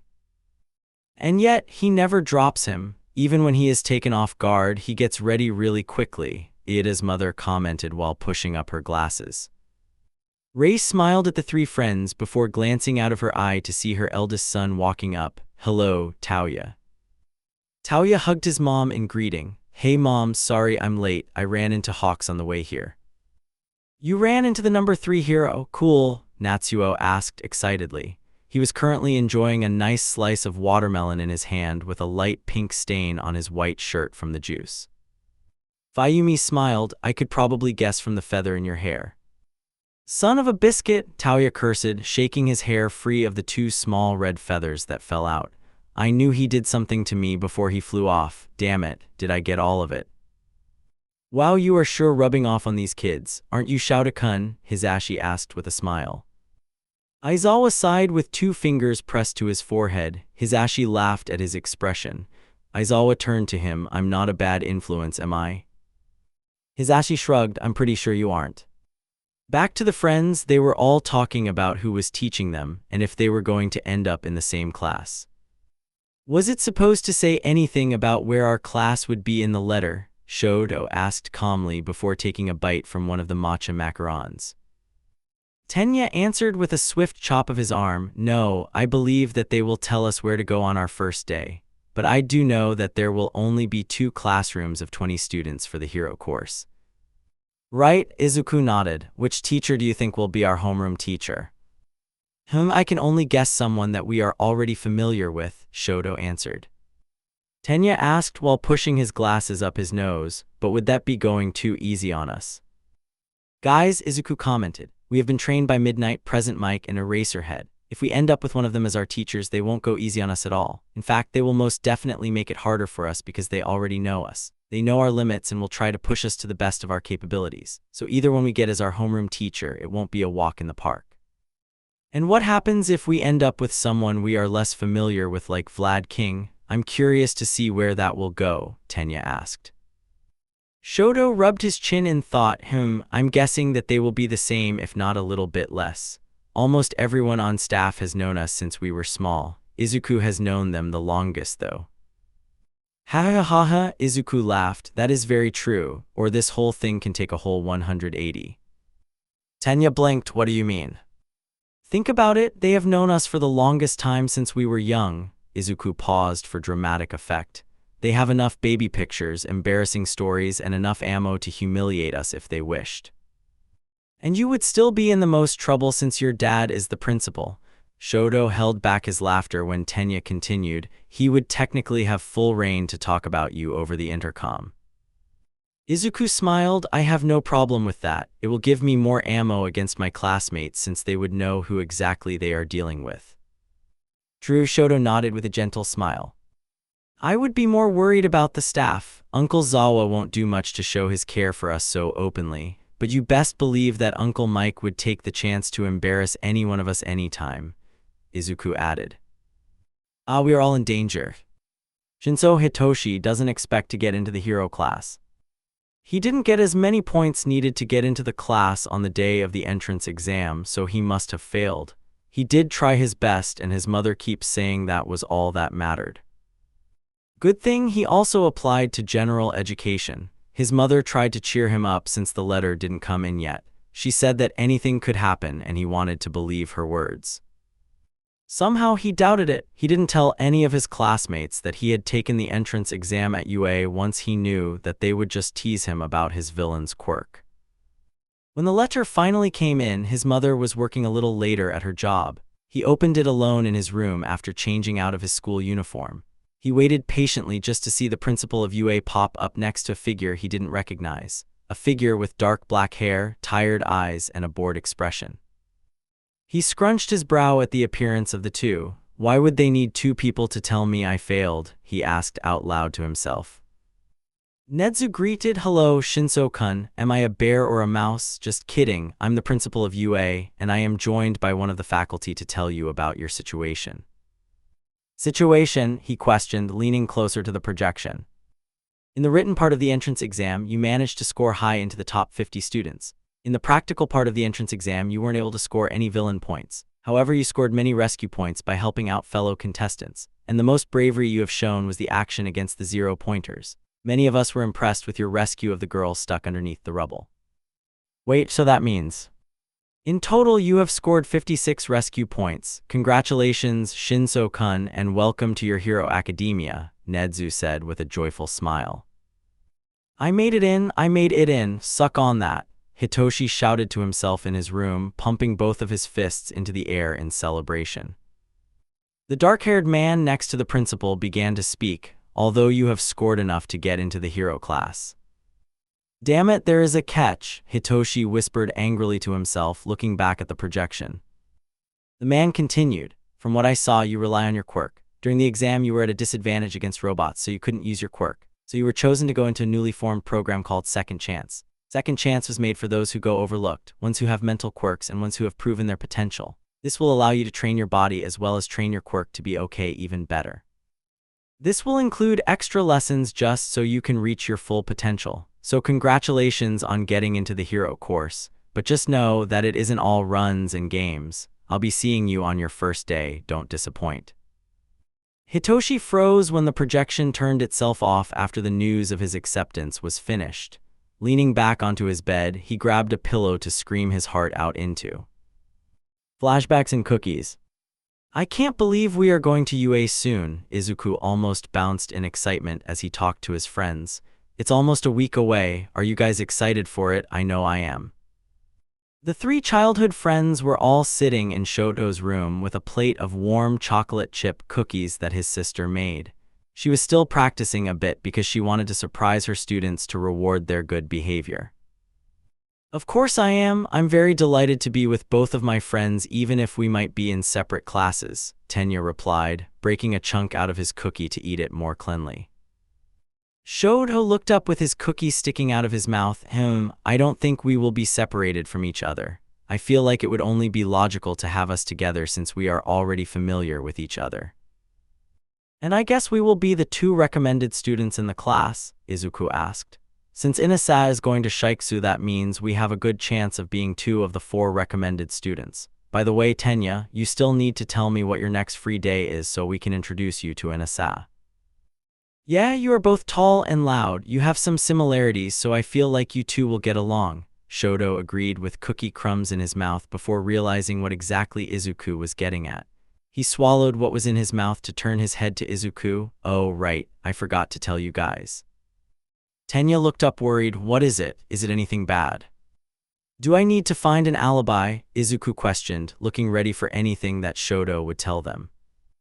Nothing that big. I contacted UA to let them know if I got enough points in the entrance exam to just count that as my acceptance. I only took both exams as more of a wider net to throw. Plus, I want to show Taoya that I made it into UA by myself, Shoto explained. And it might be a plus because Ieyazaru will make it in. She is very talented and deserves to have a spot in the hero course. Izuku pursed his lips and thought, why didn't you just reject his recommendation? Wouldn't that be an easier way to show that you could make it in? Well, he is my brother, I would feel bad, but I made it in both ways and Principal Nezu helped me out. I have to get used to saying that now that he is going to be our official principal, Shoto replied, having his hand moving toward the most burned cookie on the plate before turning at Ida. How about you, Tenya? What are you thinking about? Tenya straightened up. Well, I was happy when I received my acceptance letter as well, although I wish I could have done more. I felt like I hesitated during the exam when another participant was in trouble since the 0-pointer was involved. Ah, the robot that the purple kid took care of, right? I heard some strangers talking about it, Shoto clarified midway through a warm chocolate chip cookie. Ida nodded. Yes, if I could do it over, I would have thought about what my brother and Izuku would do. I hesitated at first, but I went to help because I started to think about what my brother and Izuku would do. Wait, why me? Izuku questioned while Ida raised one of my eyebrows back at him. Izuku paused with his half-eaten cookie in his hands. Gee, I wonder, Shoto remarked sarcastically. Shoto then looked back at Tenya with cookie crumbles decorating his mouth. What about me? Tenya sighed before instinctively wiping the crumbs away from his mouth with his sleeve. Oh, pardon me, you had crumbs on your face. Yeah, whatever, why wasn't I on that list? Am I not a good influence on you? Tenya blinked back at him. Shoto, you literally told a police officer to frick off when he tried to tell off your brother for something. Shoto looked at him with a knowing look. Yeah, he was being a dick, wasn't it deserved? Oh, it was, don't get me wrong, I just wouldn't do it to his face like that, it was a bit disrespectful, Tenya corrected himself, but I'm not saying you aren't a good influence on me or anything. My brother came up first and Izuku came up next since he brought up that fact he accidentally took the exam before. That's the reason why I thought of those two so quickly at that moment. Trust me, almost everyone popped up in my mind afterward when the exam ended because I thought about what the others might do. All right, you are forgiven, Shoto stated with a flourish of his hand to steal the last bite of Tenya's cookie out of his palms to eat for himself. He chuckled lightly at the shove that Tenya gave him afterward. But on a serious note, I wonder what the actual classes would be like in UA. I was wondering about that as well. All of the faculty members are already aware of us and knew us since we were young. So we have both an advantage and a disadvantage. The advantage is that we have a trusting bond already with the faculty. The disadvantage is that they know almost every embarrassing story that they can use to their own advantage, Tenya said, holding his hands up like its own hands were a balancing scale.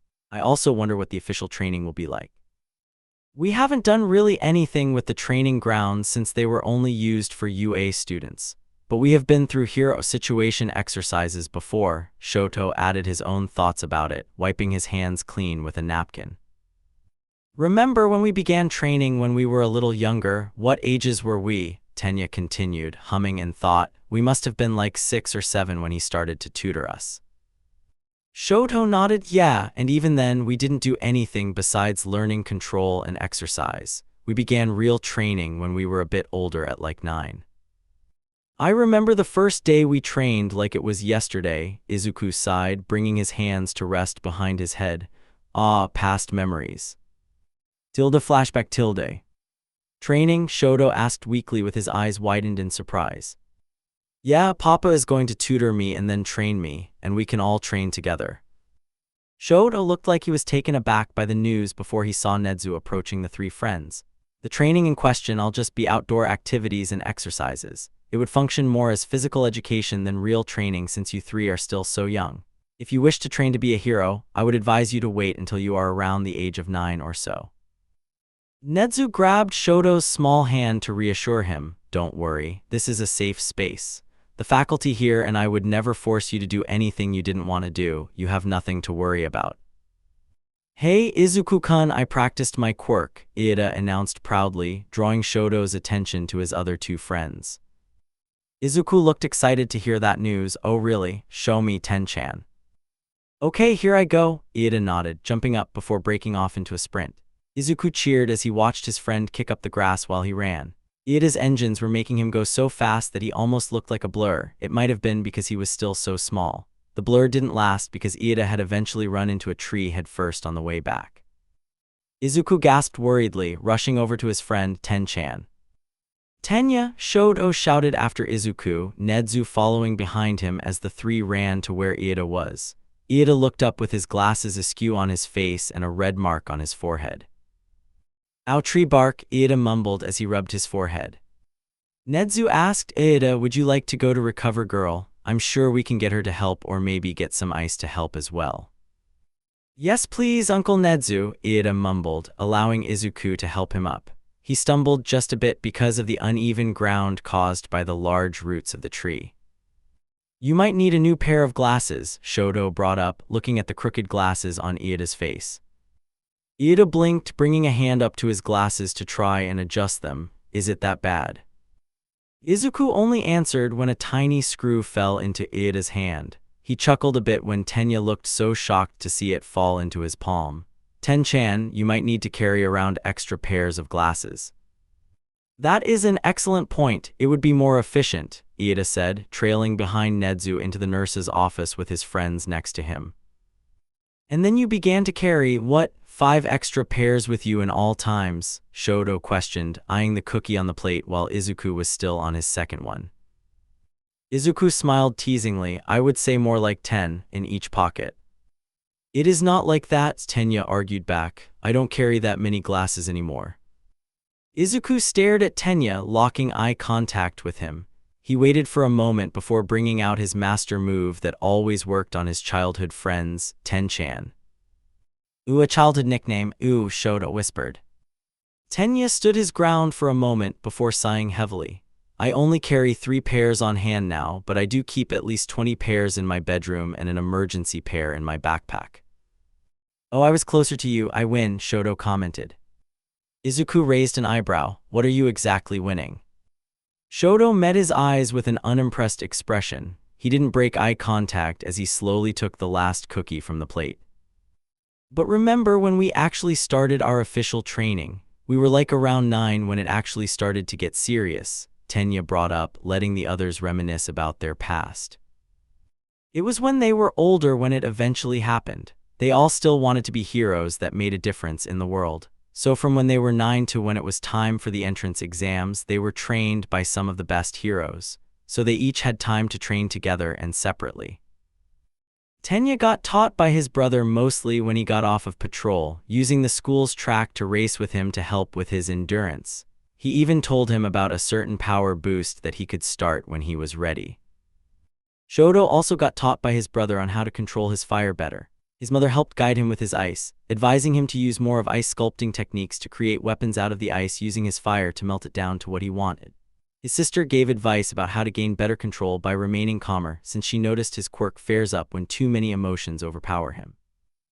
Fayumi introduced him to ice skating, which was a perfect way to gain a better balance of his quirk. Shoto learned how to skate on his own ice, which provided a good advantage to him when he needed it. Natsuo didn't have much to add, but he did teach Shoto the basics of first aid. Izuku had very specific training along with teachings. Uncle Mike taught him close combat since he excelled in that when he was fighting long range with his quirk. Aunt Nimiri taught him more about the art of fighting by mixing certain techniques from dancing.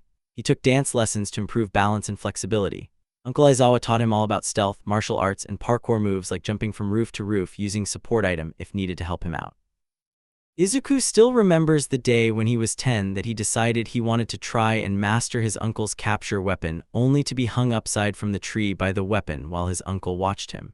And he learned how to hotwire objects like cars to the entrance exam robots from Power Loader. And his papa didn't hold back with his lessons since he knew Izuku's limits. Izuku learned how to hack into phones, computers, tablets, and he was currently working on how to break into a full database. Nezu always gathered practices to give Izuku to test how he would deal with each problem. And with each problem given, Izuku gave several solutions on what to do that all depended on who and what was near him. Izuku was taught how to utilize many techniques on how to fool enemies by manipulation, whether it be my emotions or in more threatening ways. Izuku kept up with his analysis, going into even more detail on heroes and villains while writing in his own custom code that only he and his father can translate. And together, they would train in mock battles in the gym with Cementos helping them with different layouts. Uncle Aizawa would teach all of them how to fight using their quirk to their full potential. He also made each one of them fight him all out separately at least once a month to allow them that time to improve and come back stronger for the next time. Uncle Mike was teaching all for them to sign language and English. And then the three will do one-on-one battles with each other with no quirks to gain experience and learn from each fight on what to get better at. If they were too predictable in their fighting, they were told by the other two and they would solve the issue together. Well, I'm glad that we each had our own training, and since we don't know anything still about the training grounds, we will be on the same level as our future classmates, Tenya said happily, drinking his orange juice calmly. In fact, I can't wait to see what happens in our first year. Don't jinx it, Shoto warned, coughing a bit, which made Izuku hand him a glass of milk. Tenya spoke up, leaning back on his palms to relax back into the sedan of Shoto's mattress. What are you excited for? I can just imagine you are waiting for when everyone finds out that you are Nezu's son. Hey, yes, that is going to be the best, Izuku laughed loudly. When that happens, can one of you record their expressions? I want to remember the day I strike some fear into my classmates. Shoto raised a brow at his friend. You say that like you aren't going to do it on a regular basis. Hey, Izuku started to protest only to shrug at his words. Not that far off, but still. I wouldn't scare them on a daily basis. I'm aiming for more of one big weekly freakout if I can. Tenya turned to Izuku like he was going to lecture him about not scaring their future peers before settling on asking, are we talking about errant surprises or crawling through windows? You will have to see. I'm not spoiling the surprises, Izuku grinned mischievously. Present Mike FTDJ Mouse. It was a slow night for Present Mike on his radio show. He played some underrated artists who he thought deserved some more attention. It was just a nice Saturday since just yesterday night was his non-stop broadcast for Put Your Hands Up radio. When he had time, he would do a Saturday night shift to just relax with some music that he loved at the moment. Sometimes the radio or his own hero page on social media would get recommendations for music or young artists wishing to reach out to ave their own songs out on the radio. Hisashi did his best to highlight the underrated artists he would find by himself or the ones that reached out to him. Alright listeners, that was from a rising artist called Amiya. Give it up to her everyone, Hisashi announced, pressing down on one of the buttons on the soundboard. Hisashi clapped along with the fake applause from the button he just pressed. Ooh, and for right now I'm going to fill up more of the queue for the hour with more from artists that deserve the spotlight. Let's go into a new song by an artist that has been previously in this segment which earned them more support. Give it up to Kaio. After he said that, Mike blasted the more upbeat sound over the speakers. Sighing, he pulled off the headphones from his ears to around his neck. He scratched at his blonde hair that was hanging loosely over his shoulders as opposed to the upright position he constantly styles it in. It was a miracle that his hair wasn't damaged from the sheer amount of product he used. Tap tap tap.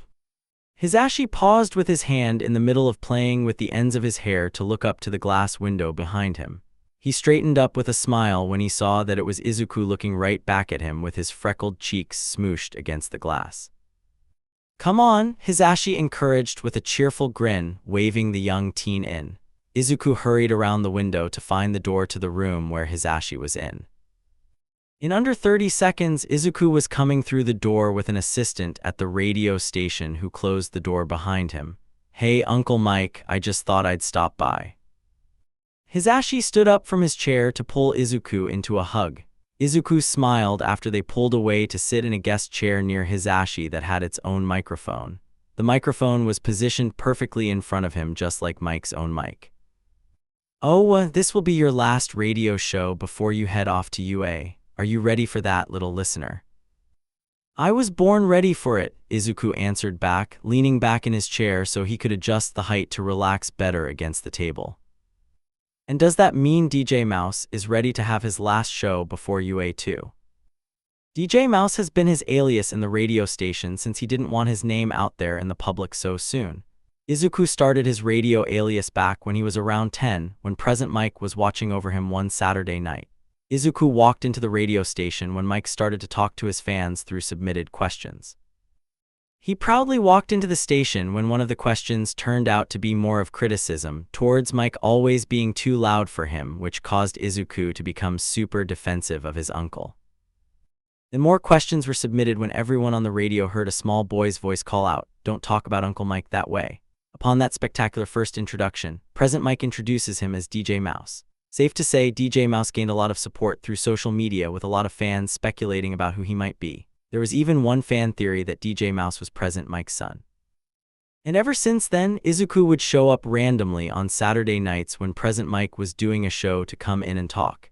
He would chat about quirks he found interesting, answer simple questions from fans that didn't dig into his personal life that much, and just have a good time for about an hour. And tonight was one of those nights.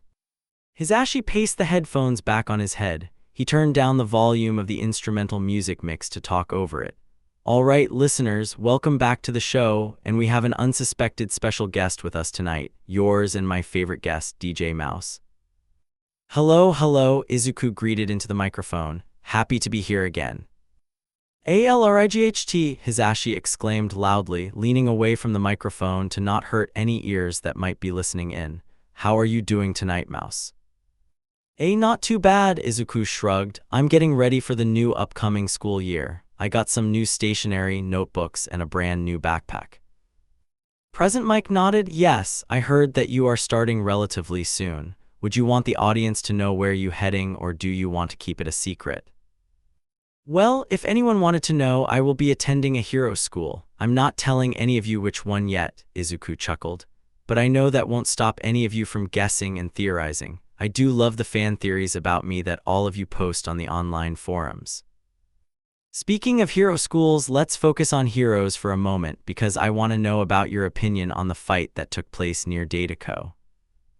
Oh, you mean the one with Hawks, the number 2 himself? I enjoyed it quite immensely. Too bad I wasn't there to see it in real life, but I did read about it online. I was watching a few short clips that I could find online about it. It looked like quite a fight between him and a robber with a bird-like quirk. It was interesting to watch how the robber's talons worked. Izuku rambled while his uncle listened with a chin propped on his hand. It was very interesting because it looked like his talons just kept growing bigger and bigger. When Hawks managed to cut off one, it grew back within seconds. But the nails got duller and duller each time Hawks strikes the talons in his hands. Imagine my surprise when the robber took off his shoes to start kicking at him with a whole new set of talons on his feet. Hawks' expression was hilarious. It went from a smirk to an expression that just read, "Oh, not again." Before I forget, good job, Hawks. I look forward to seeing more of you. Hisashi smiled at his nephew. I can't wait to see you interact with him. I feel like you will be nicknaming him before he can even introduce himself. Izuku blinked up at his uncle innocently. Oh, he will have his nickname before I even meet him. You can bet on that. Nezu smiled as he continued to listen to Present Mike's radio show, even if it was almost done. His peaceful smile dimmed as he looked down at the file on his dark wooden desk. The name on one of the files taunted him as the dark black eyes from the picture stared right into his soul. Midoriya Hisashi. Izuku's biological father abandoned him at the gates of UA 15 years ago. Sometimes Nezu would check in on what Midoriya-san was doing. He checks every 6 months to a year regularly to make sure that nothing bad was happening. He wanted to be assured that Izuku's biological father wouldn't try to get revenge on him or try and hurt Izuku. He continues to look over the file to check over any updates he could find. He was released from jail when Izuku was 5 and has not made a move towards him at all. But Nezu still liked to check in just in case every now and then. Some might call it him being paranoid, but Nezu likes to think of it as him preparing for the future. There haven't been many records of him since then. He got a few odd jobs afterward that allowed him in despite his criminal charge. But Nezu learned that he lost his job at a factory about 8 months ago. Nezu looked over the mugshot photo, remembering what Tsukachi had told him about the interrogation. The detective brought the news that he looked so resigned. He also mentioned how his face relaxed when one of the officers admitted that Izuku was now in the hands of someone who would take care of him. That was the one thing that bugged him. If he was so relieved to hear that his own son was safe, then why did he abandon him in the first place? Humans are so complicated. Papa, Izuku's voice calls out loudly before he hears the front door close lightly. He hears the shuffling of Izuku taking off his shoes while he hid away the files of his biological father in his desk. Little mouse, Nezu called out softly from his bedroom. He adjusted the height of his chair to land on the carpeted floor softly. I listened to the radio show while I worked on some papers. That's great to hear. Ooh, Uncle Mike wanted to talk to you about a possible opportunity for when I start UA. I don't know what exactly it's about, but it has something to do with the radio station, Izuku said, looking through the cabinets to find something to eat. Nezu nodded, thinking over what Mike would ask him about in his head. Sounds excellent. I'll talk to him over the phone either tomorrow or Monday to talk it over it. Hey, did you eat yet? I drank some tea. I'll admit that I have not eaten since my late lunch today. Do you want me to order something for dinner? It's a bit late in the night to be cooking, but it is still an option, Izuku asked with a hand propped under his chin as he thought over it. What are you in the mood for? I can go for anything. Surprise me, Nezu hummed. Izuku pulled up the food delivery app on his phone while Nezu walked to the couch. After Izuku ordered from the app, both of them sat down to watch one of those detective shows on the television. About halfway through the show, Nezu paused the show to allow Izuku to go downstairs to retrieve the food from the delivery guy waiting. It didn't take long until Izuku was back through the front door with 2 bags of food on his arms. They ordered dinner from a nice restaurant that had a lot of influences from other places like Europe and other places in Asia. Izuku looked up from his grilled chicken piece. Hey, Papa, are you going to do that reference game to my classmates? Nezu ate from his bowl of rice noodles. Of course I will. I need to know if any of them are interested in certain genres. I need to know if they are educated in the pre-Quirk era of movies, and if they aren't, you can educate them. I sure will. If they don't know anything and they want to learn, I'll be there for them if they accept my help. Izuku looked away for a moment. I wonder what my new classmates will be like. Nezu tilted his head curiously. What do you want them to be? Well, I would like to not have any true enemies in my class. I want to be a friend that helps them out. I want to be a future ally to them, whether it be for support for personal issues or an actual villain fight. That's all I really want, Izuku answered honestly. Then, don't let anything stop you. Nezu looked down at his food as he continued. I don't doubt that you will win over everyone. If they don't like you, it will only be a matter of time before they warm up to you. And if they continue to not like you, you annoy them whenever you get the chance. Izuku frowned. Are you speaking from experience? Nezu looked up. I just love to see how much I can mildly annoy the Hero Commission in any way possible without it looking like I'm doing it intentionally. Faculty meeting FT Izuku. It was only a week before classes had to begin, and UA had its faculty called into a meeting to discuss any issues or topics they had to tackle. The faculty members were discussing amongst each other about what they had planned for their students. Power Loader was talking about a simultaneous good and bad feeling about a girl named Hatsume that was going to be in his class this year. She calls her inventions her bobbies. When she showed off the items to me, she had so many of them, Power Loader commented while slumping badly against his chair. I feel like I will have my hands full this year. Any other news regarding students? Midnight interrupted. Hey, Vlad, you got anyone in your class that you think is going to be a troublemaker? Vlad King huffed. My class seems to be very well-rounded from what I saw from the entrance exam. I believed I picked wisely. Eraser. Eraser mumbled weakly with his head slumped against his arm. What do you think about your class? You got Izuku in your homeroom. I see some potential in but the first day will truly bring out their potential.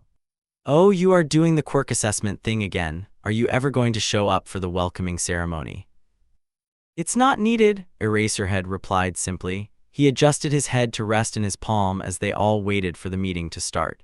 Plus, Izuku listened to it plenty of times before. If anyone truly wanted to know what happened, Izuku can give them a bullet point list of what Nezu went over.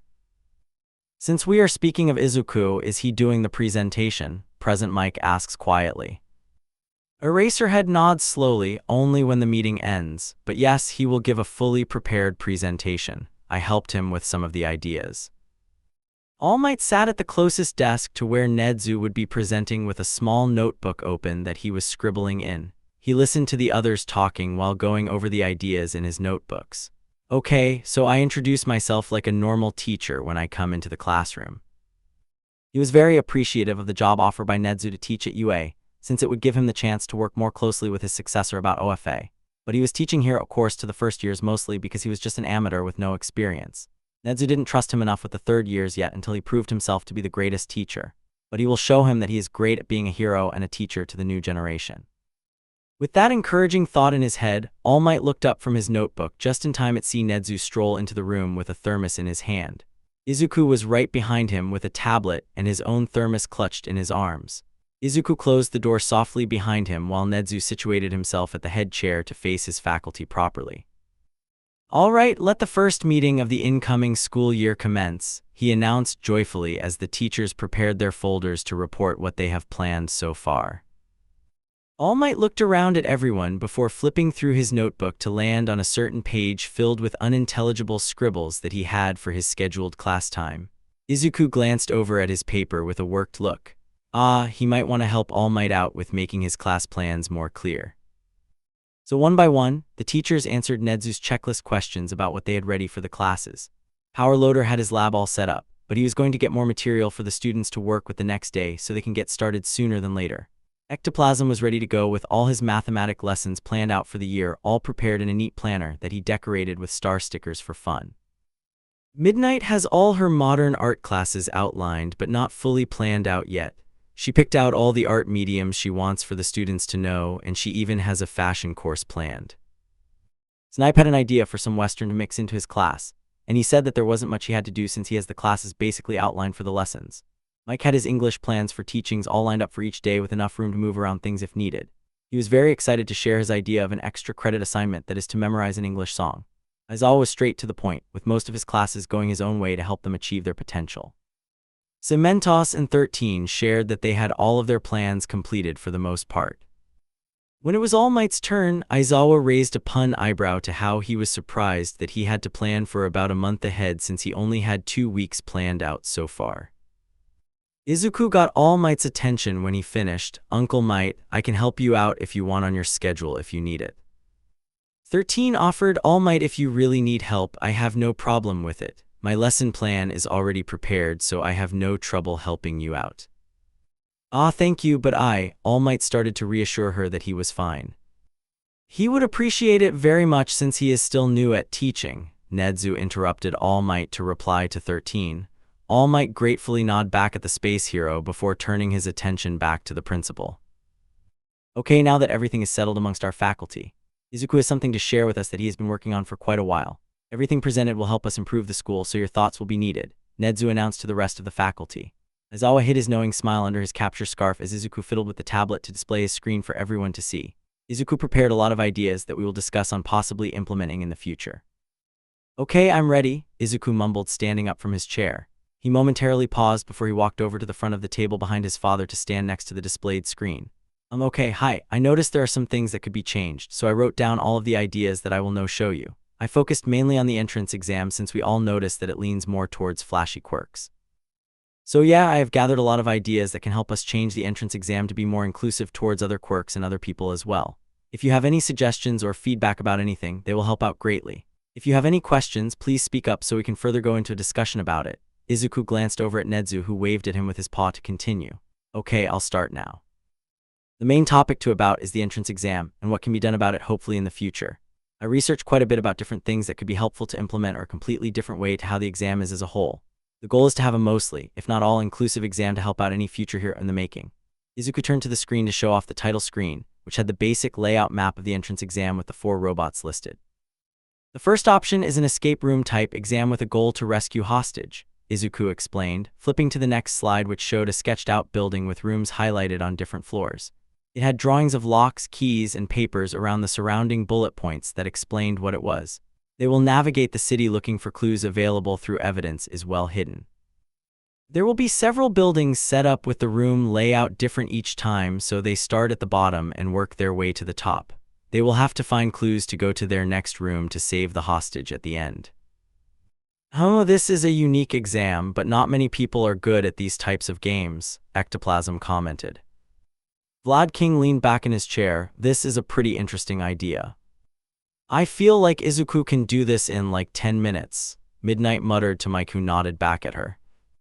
"It won't work for everyone. It would work better for the participants with more intelligence, though." It centers more on stealth quirks who can gain the needed information quickly, Aizawa said, but it will show off the potential of how people can work in this kind of situation. It's more similar to a scene that underground heroes have to face more than heroes like All Might. What happens if they run out of time? Snipe piped up from the opposite end of the table. He swiveled around his iced tea in his thermos as he stared at the screen thoughtfully. I don't know if most of them will finish in under 20 or 30 minutes. Heck, last time I tried to do an escape room, I wasn't even close before the timer ran out. Izuku flipped to the next slide, which showed a grade scale for the first option. Then you grade based on what they did during that time wisely. Like if one participant chooses to just go straight to the top using their quirk without knowing the situation, major points will be taken away. If they don't finish, then their work and skills that they have shown at that time will be graded on how well they did. Even if they win, their turn will still be looked at to make sure there wasn't anything like only one person doing the work while the others in the room goof around. Cementos politely spoke up. I think this does have the potential to have a lot of people working together for the greater good, and it can also show right away who doesn't work well with others. In a situation like these, any mistake could cost someone their life. What the next one? Nezu asked with a calm smile as his eyes stopped scanning the sketched-out blueprints Izuku had drawn. Now the next option is to have 2 separate exams for the physical portion. This will be something like having a more combat-based exam with robots as we have now, but the other exam will be more rescue, and or investigation based on the more mental quirks or quirks that don't work well against robots. The combat exam will still have the secret rescue points if the participants choose to save other peers. The rescue exam is more based on saving civilian bots or mannequins. I wouldn't put live actors in there so soon since it is only the entrance exam. Would that mean students choose or that we place them in their exams based on what their quirk is? The decisions will be more based on what major group their quirks are in, more combat or physical in number 1 and the more mental or less offensive quirks in the second one. Besides quirks, also any fighting experience will decide as well. If they have a tail but they have martial arts experience, they will be considered for the first one. This is mostly to help those whose quirks don't work well with robots. Very considerate, 13 states as they looked at the screen. On the screen, the slide was an image similar to the entrance exam they already had next to another image that had more civilians' mannequins trapped under small rubble. The final option is one that has designated areas with bad guys that the participants need to take down. Each place will be either more combat-based, information-gathering-based, and rescue-based. So people who want to rescue can go for the villain robbing a store with hostages. The person who wants the combat will go after the one wreaking havoc in another part of town. This is up for the applicant to decide where to prove themselves. They will have options ranging from fighting with smaller robots minions for the combat-based villain to rescuing civilian bots from the hostage situation. Civilian bots will be scattered around the city, so this would be the tie to see if any of the participants are shown to not care about who gets hurt. Placing civilian bots around the cities will help weed out the people that are shown to use excessive force and damage, and how they treat the civilians around them. Then at the 5-minute mark, there will be some kind of small disaster that is enough to knock participants around. It won't be super big, but it will range from area to area. The disasters would include something like exploding fire hydrants that erupt into a geyser of water, small fires, small tremors in the ground, and other things. This will show who acts well under pressure and who needs a bit of help under crisis. This idea is the best out of 3. Nezu hummed before turning to Izuku. Anything else to add? Izuku smiled. I do have some other ideas, but they aren't for the physical entrance exam. This is more written-based. Let's hear them, Nezu exclaimed. Well, I was thinking of some ideas for more of the written part of the entrance exam.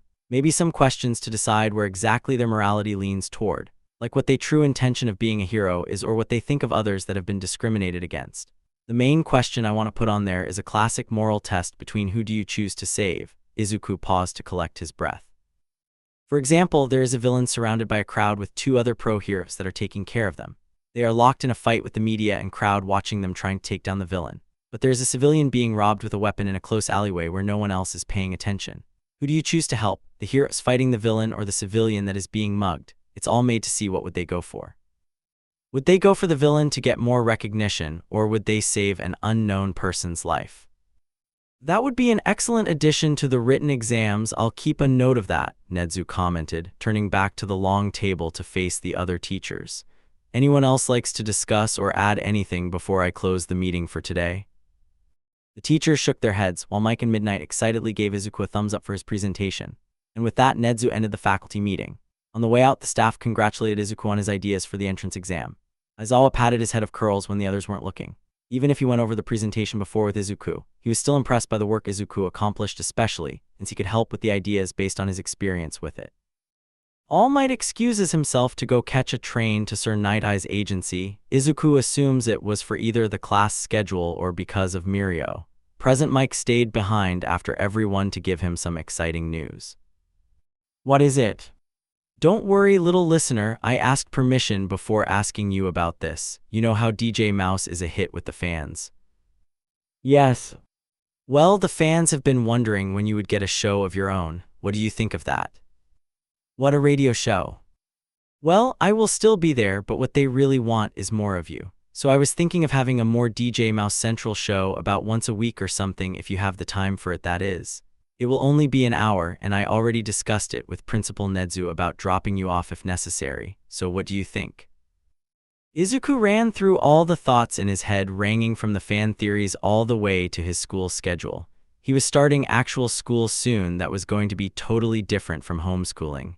With a smile, Izuku accepted the offer. Oh, Uncle Mike was going to regret this decision. Long after the meeting, Nezu was working in his office while Izuku was scribbling down his late design for his hero outfit. He was scribbling down in his notebook in his own little hiding space. The hiding space was what Izuku nicknamed a small room that Nezu had installed in his office, if there was a need for a private small space that no one knew about. If it was needed for a situation like villains breaking into a smaller situation when he just wanted to be alone. The small space was sneakily hidden away at the back of the closet in Nezu's office behind a disguised door that looks exactly like the drywall inside the closet. It was perfectly tucked away and no one but he and Nezu knew about its location. It was a small crawl space that led to a secret room that was big enough for Izuku to sit up with no problems with hitting his head against the ceiling. The room had a fluffy rug that decorated the floor. There were 2 small beanbag chairs with throw pillows placed on them. The beanbag chairs had a large stuffed bunny whose arms were wrapped around a coiled blanket, so if there was ever a need for him to ask a nap, he would be prepared, and the whole room had fairy lights that hung down to provide dim lighting. Izuku scribbled away at his design with a small battery-powered lamp near him to help him see the notebook pages better. He wanted his outfit to hold influences of the people he looked up to the most. He didn't want to wear a suit or tuxedo because it wouldn't provide the flexible stretch he would need. He drew out the capture weapon his uncle always uses around his sketch's neck. He was more skilled at using the captured weapon now, so it would be a great help to him. Another item he added was a visor-style pair of glasses that was the same color as Present Mike's headphones. He envisioned for the visor to help him out a lot, but he could wait until he gets an upgrade for what he truly wanted. For now, he would be satisfied with a regular visor. For Midnight, his hero belt is reminiscent of hers in style. The belt had pockets and compartments on the sides to hold a taser, pepper spray, a knife, and a retractable staff. For Ingenium, he already had his jetpack, which looked like Ingenium's hero outfit. The jetpack also had pockets for any bigger items that he needed, like flashbangs, smoke bombs, and first aid supplies. And to represent his father, he had his hood designed to have ears that looked just like Nezu's own ears. The hood itself was a grayish-white that really stood out against his green hair. The main color of his whole hero outfit was a mostly gray and black color scheme with traces of color like red in his belt and shoes. There was also the pops of color like gold in his belt and light blue with his visor, and his capture weapon was designed most white than Eraserhead's own. With one last detail, Izuku was finished with his hero design. And he couldn't wait to try it on once it's finished. Izuku and Mirio. This takes place a month before the entrance exams. Izuku fumbled with the last shot. He aimed towards the target, making the arrow veer off even more towards the right than his last attempt. All right, Snipe said. Izuku looked down to see all the arrows decorating the grass around the target with none of them actually on it. Snipe whistled at the fallen arrows while Izuku groaned. Welp, it looks like you still need a bit more practice with the bow and arrow before I let you hold a gun. Izuku looked down at his bow and arrow before looking up at Snipe. Why can't I just train with a gun instead? First, your dad will plan my death if you even get a scratch under my care. I hate to see what he does to me if you get some kind of wound from a gun backfiring on you or worse, Snipe retorted, his shoulders shivering a bit when he thought of what Nezu might do to him with an incident like that ever were to happen. And secondly, the whole point of this is for you to learn how to aim, so when you do try with a gun it will be much easier for you to pick up on. Can't argue with your logic on that. I guess I just need to practice more. I'll get the hang of it sooner than later, Izuku answered back, rubbing his thumb against the smooth wood of the bow. Izuku took Snipe's offer to help him learn how to deal with more advanced weaponry like guns in comparison to his smoke bombs and pepper spray. He originally thought he would just go straight to the shooting range and learn from there, but Snipe was taking it slow with him by teaching him the basics of the bow and arrow. So Snipe took him outside the UA building to one of the training areas for his first lesson. After finishing up, Snipe led him back to the UA building with a reminder to practice more training exercises to help with his archery. Izuku nodded back to him before he heading off to the faculty lounge. "Ah, young Izuku, how nice to see you." Izuku turned around at the familiar voice to see All Might in his lankier form. "Hello, Uncle Toshi. You took your vitamins today, right?" "I did," Toshinori smiled proudly. "How are you? How is training?" "I'm okay. It will take me a while to practice archery to perfection, but I won't give up when it could help me in the future." Izuku breathed out. "How is training with Mirio?" "It's going great. I am meeting Murai and Mirio on a beach to finish up our summer training. Mirio has taken care of almost all of the beach already, but I would like to extend the invitation to you," Toshinori offered. Izuku looked confused. He tilted his head at the offer. "Why do you want me to come? Would I be more of a nuisance since this is Mirio's training to take on? You know, the successor Quirk thing?" "No, not at all. Young Mirio wanted to invite you to show you what it was like on the beach. He has previously invited young Tamaki and Nejer to show them the beach as well," Toshinori explained. "It's just to clean up the beach, right? Ah, sure, it shouldn't be a problem then," Izuku grinned. "I'll just help out Mirio-senpai with cleaning up some litter left on the beach. What's the worst that could happen?" Toshinori smiled gratefully before Izuku turned around to inform Nezu about the outing he was about to take. He was proud that Mirio was taking on All Might's quirk just cause of how hard he had worked to perfect his quirk over the years he spent at UA. Izuku still remembers the first time he met Mirio when he was the first year at UA, back when he was only 12. Izuku was walking to Ectoplasm's math class to check in on what he was doing. He made it a habit to check in on the teachers only when they had the time and weren't too busy. He checks on him while his class was working on group projects to see how he was doing and if he needed any coffee from the faculty lounge. Ectoplasm said no, but they did engage in a conversation about the latest movie that came out that didn't hold a candle to the original. Time seemed to pass quickly as Izuku analyzed what they could have done better with the lackluster storyline, while Ectoplasm was nodding his head in agreement. One of the students nodded at what he said while they were in their group before their group members got them back on track. After that, Izuku took his leave to not distract Ectoplasm for too long. He was walking down the hallway to get back to the faculty office to hopefully make a new batch of coffee for the other teachers since Aizawa would have drunk a whole pot by now. But while Izuku was so deep in his thoughts about making a vanilla brew, a student fell through the wall leading to the outside training area. Now, Izuku has seen a lot of people thump against the wall before. They would be too sleepy from the night before and end up knocking their head against the hard wall. And he has seen others that have accidentally knocked down the wall from either the support course that blew up their invention or a hero course student whose quirk misfires. But he has never seen a student go through the wall with no damage at all. Izuku noticed that there was no even a singular hole in the wall, yet a hero course student was standing in front of him. And he was naked. He blocked his eyes with his hands as the student cursed silently to himself before hiding his private area from Izuku. "Oh, hello," the male's voice greeted him. Izuku peeked out from his hands to look at the top half of the student in front of him. The taller boy had blonde hair that sticks up from his head and blue eyes that looked sheepish. "I'm sorry that you had to see my willy." Izuku blinked, desperately trying not to look down. "Was that your quirk?"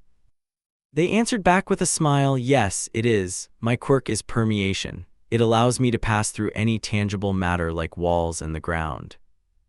Izuku's eyes seemed to sparkle. He wanted to go deep into analysis on his quirk so badly. "My name is Tagata Mirio, and I'm technically your senpai since you look a bit young." The other then paused as they remembered that they were the first year. "Hey, don't you look a little bit too young to be a high school student?" Yes, I do," he nodded back at Mirio. "I'm not a student here officially, but I am aiming for it in like 3 years." Tagata cleared his throat. "Then, if you don't mind me asking, why are you here? Are you a teacher's kid, or do you need my help to guide you somewhere?" "Well, yes and no. Yes, I am the kid of someone here, but I'm not a teacher's son. but all of the teachers here are part of my family in some way or another. Mirio hummed then. Ah, young Tagada, I see you have met Izuku when you fell through the wall, Vlad King spoke up as he walked towards the two. Izuku straightened up when he saw the familiar face approaching. Yes, I did, sensei. Haha, I can't believe you have met Nezu's son already.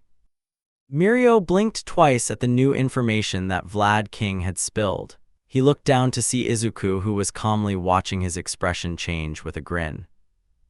Izuku joked, am I a teacher's son, a runaway middle schooler, or a secret pile of mice in a human disguise? Just kidding, I'm the principal's son, just call me Izuku.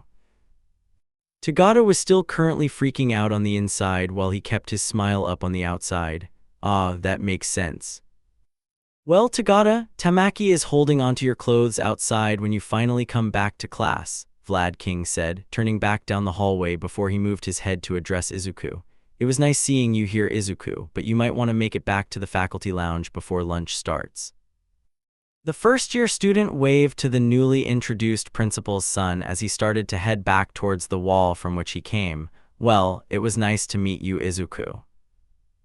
Nice to meet you too, Mirio-senpai. Izuku nodded with a calming smile, similar to who Nezu's smile was during the entrance ceremony.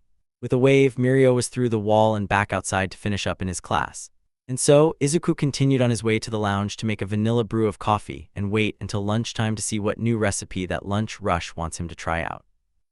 After his encounter with Mirio, Izuku met Tamaki officially during the first-year sports festival. It was right after the obstacle course event with Mirio stripping down live to use his quirk. Izuku was walking fast through the halls to get to a vending machine to get Uncle Mike a soda drink. And that's when Izuku ran into Tamaki literally. His face connected with the slender chest of a dark-haired boy carrying the top half of the UA training uniform. The blue and white shirt laid across his shaking arms as he mumbled his apologies to Izuku. It's okay, I'm guessing you are trying to find Mirio-senpai. How did you know? I noticed that he grabbed his pants, but he left his shirt behind and then you picked it up, Izuku answered back, glancing down at the larger shirt that the other had in his arms. You are Tamaki, right? Tamaki nodded quickly, looking away from him to face the wall instead. Mirio-senpai is in waiting room too. Good luck with the rest of the sports festival, Tamaki-senpai. Izuku smiled before walking past him with a wave. Tamaki froze up, turning red before running to where the waiting rooms were. Shortly after that short interaction, Izuku went back up to the announcer booth to give Uncle Hisashi a much-needed drink before the cavalry race started. He watched from the booth while Tamaki and Mirio teamed up with a blue-haired girl. From that point on, he would run into Mirio and Tamaki a lot. He would see Nejer sometimes, but it was mostly if he took the vent somewhere. It was like clockwork how he would pop out of a vent and Nejer would be somewhere near the vent when it happened. When it did, she would talk his ear off about questions she had. There was one time where Mirio had suddenly shifted into Nezu's office accidentally while he was on the floor above them. His nude body just collapsed into the middle of the floor, catching himself before he went through the floor again. Nezu barely glanced up from his desk to greet Mirio, who apologized for interrupting. Izuku gave him a short wave while he continued to work in the psychology textbooks that Hound Dog had lent to him. He has barely known Mirio-senpai for a few months, and he had already seen his nether regions way too much. But it was to be expected because of his quirk, and Tamaki was already nearby because he was searching for him to give him back his clothes to change into. And then time passed. In Mirio's second year, Sir Night Eye was visiting Izuku and Nezu to inform them of how All Might was doing when he noticed Mirio training his quirk. Izuku perked up when he noticed Night Eye's gaze drift toward him. He rambled to Night Eye about Mirio-senpai and how amazing his quirk was. Mirai took an interest since he saw potential in the way he seemed to determined to overcome the struggles that he still faced with his quirk. So Night Eye took Mirio under his wing after that day. Izuku knew that Night Eye noticed how Mirio could be a successor for All Might for when he retires just from the way that Mirio reminded Mirai of him. It was obvious. But Izuku became protective over his senpai figure over the past year that he has known him, so he made sure that Night Eye had the best intentions with him. He did KG want Mirio to stress over having to fill the role of the symbol of peace. He didn't want Mirio to replace All Might. He just wanted Mirio to become what he wanted. He wanted to see him become Lemillion. Night Eye understood Izuku's point after a long talk with him. He continued to help Mirio with his quirk and help him further implement his intelligence into planning strategies using his quirk. And now, Mirio is going into his 3rd year while Izuku is going into his 1st year. And from what Izuku has heard, Mirio has made record time in cleaning up the trash beach. So hopefully, Izuku can pith in his help to declutter the beach. He has already been through a lot of training, so cleaning up a beach sounds easy. Oh God, I'm dying. This is what it feels like. When did I agree to this American dream plan? I thought I was picking up soda bottles, not soda machines, Izuku muttered as he steadily took in deep breaths. He looked up to find Mirio leaning back as he watched Mirio and his work on the beach. Night-Eye, help me. Mirio shrugged as the sound of Toshinori's encouraging voice towards Mirio to try and pick up a large cabinet was in the background. You did this to yourself. You have no one to blame but yourself.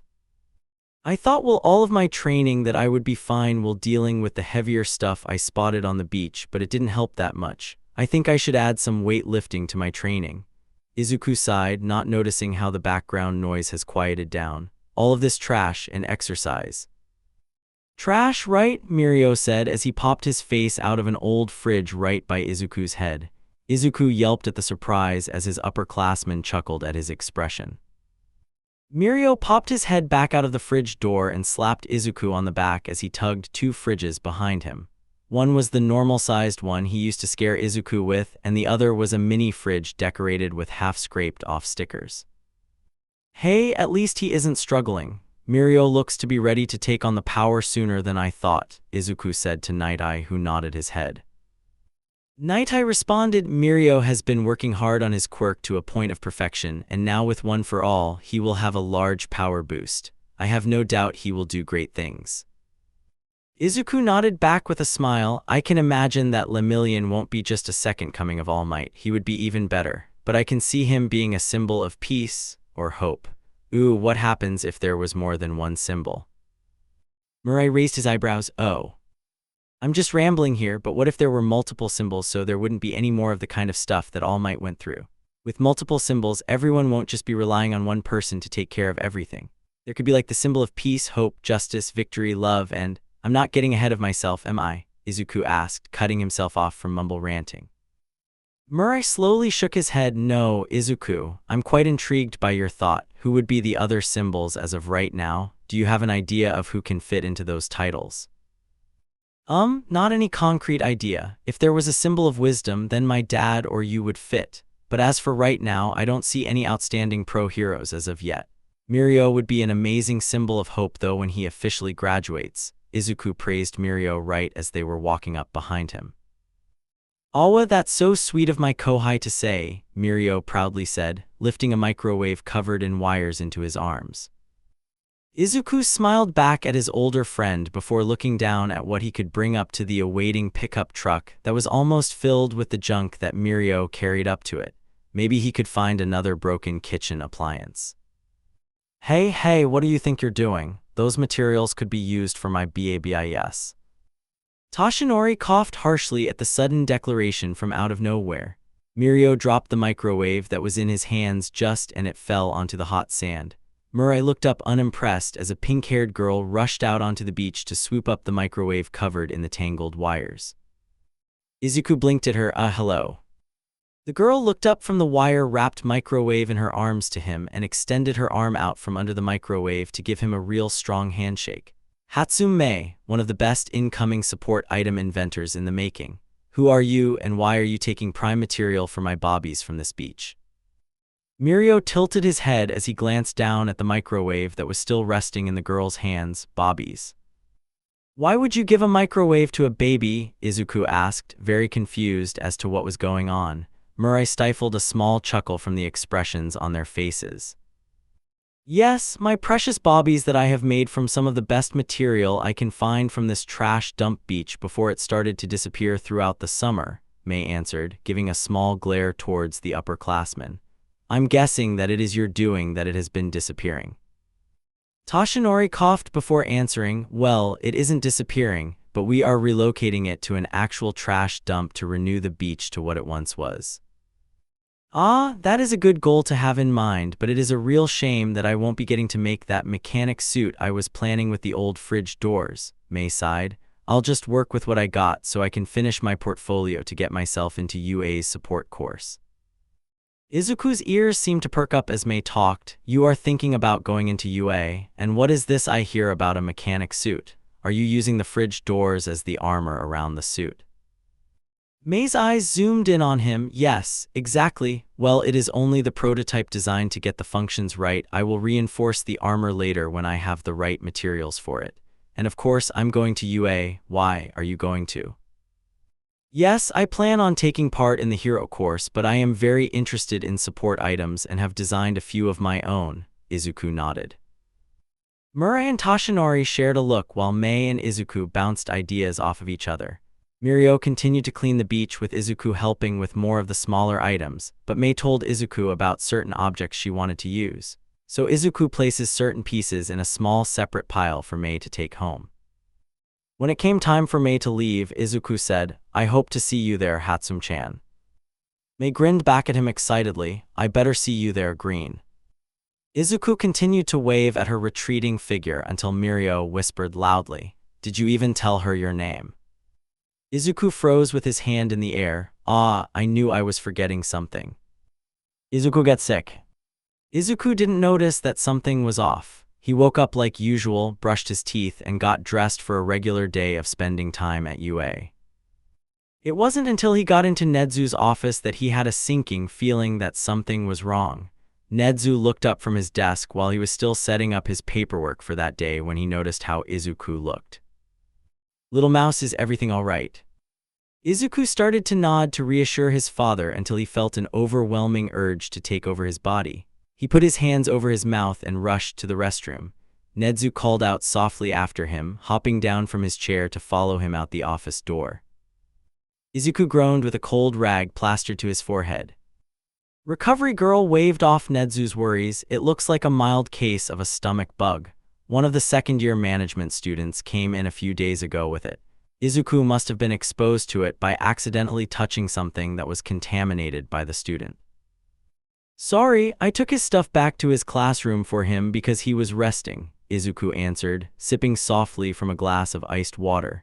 He started to chew in the ice from the glass to try to get the lasting taste of bile out of his mouth. He should be better in no time. For now, I would just let him rest in here. I'll limit his solid food intake for the day and monitor how he is. It isn't that severe, Recovery Girl explained. Now you go on back to your work. I'll keep Izuku safe here. Nezu nodded at her words, looking back at Izuku, who was relaxing against a pillow. Izuku smiled reassuringly. Don't worry, I'll be fine here. Go finish your work, Papa. The principal finally left the nurse's office to go back to his own office to begin his work for the day. He is already planning on bringing some soup and tea with honey to Izuku during lunch. After fixing himself in his chair, Nezu took a look at the work on his desk before his eyes landed on a picture frame. The small picture frame held an image of him and Izuku on the couch with Izuku curled up in a blanket next to him as the television light illuminated the both of them. He smiled, reflecting on the day that picture was taken, the memory of the first time that Izuku ever got sick. The first time Izuku got sick was when he was still very young. He was barely 2 years old when he first caught a cold during the wintertime. Safe to say, Nezu was feeling a lot of emotions ranging from stressed and worried about whether Izuku would be alright. He went through research only to learn that a cold can lead to other things like pink eye, infections, and breathing problems.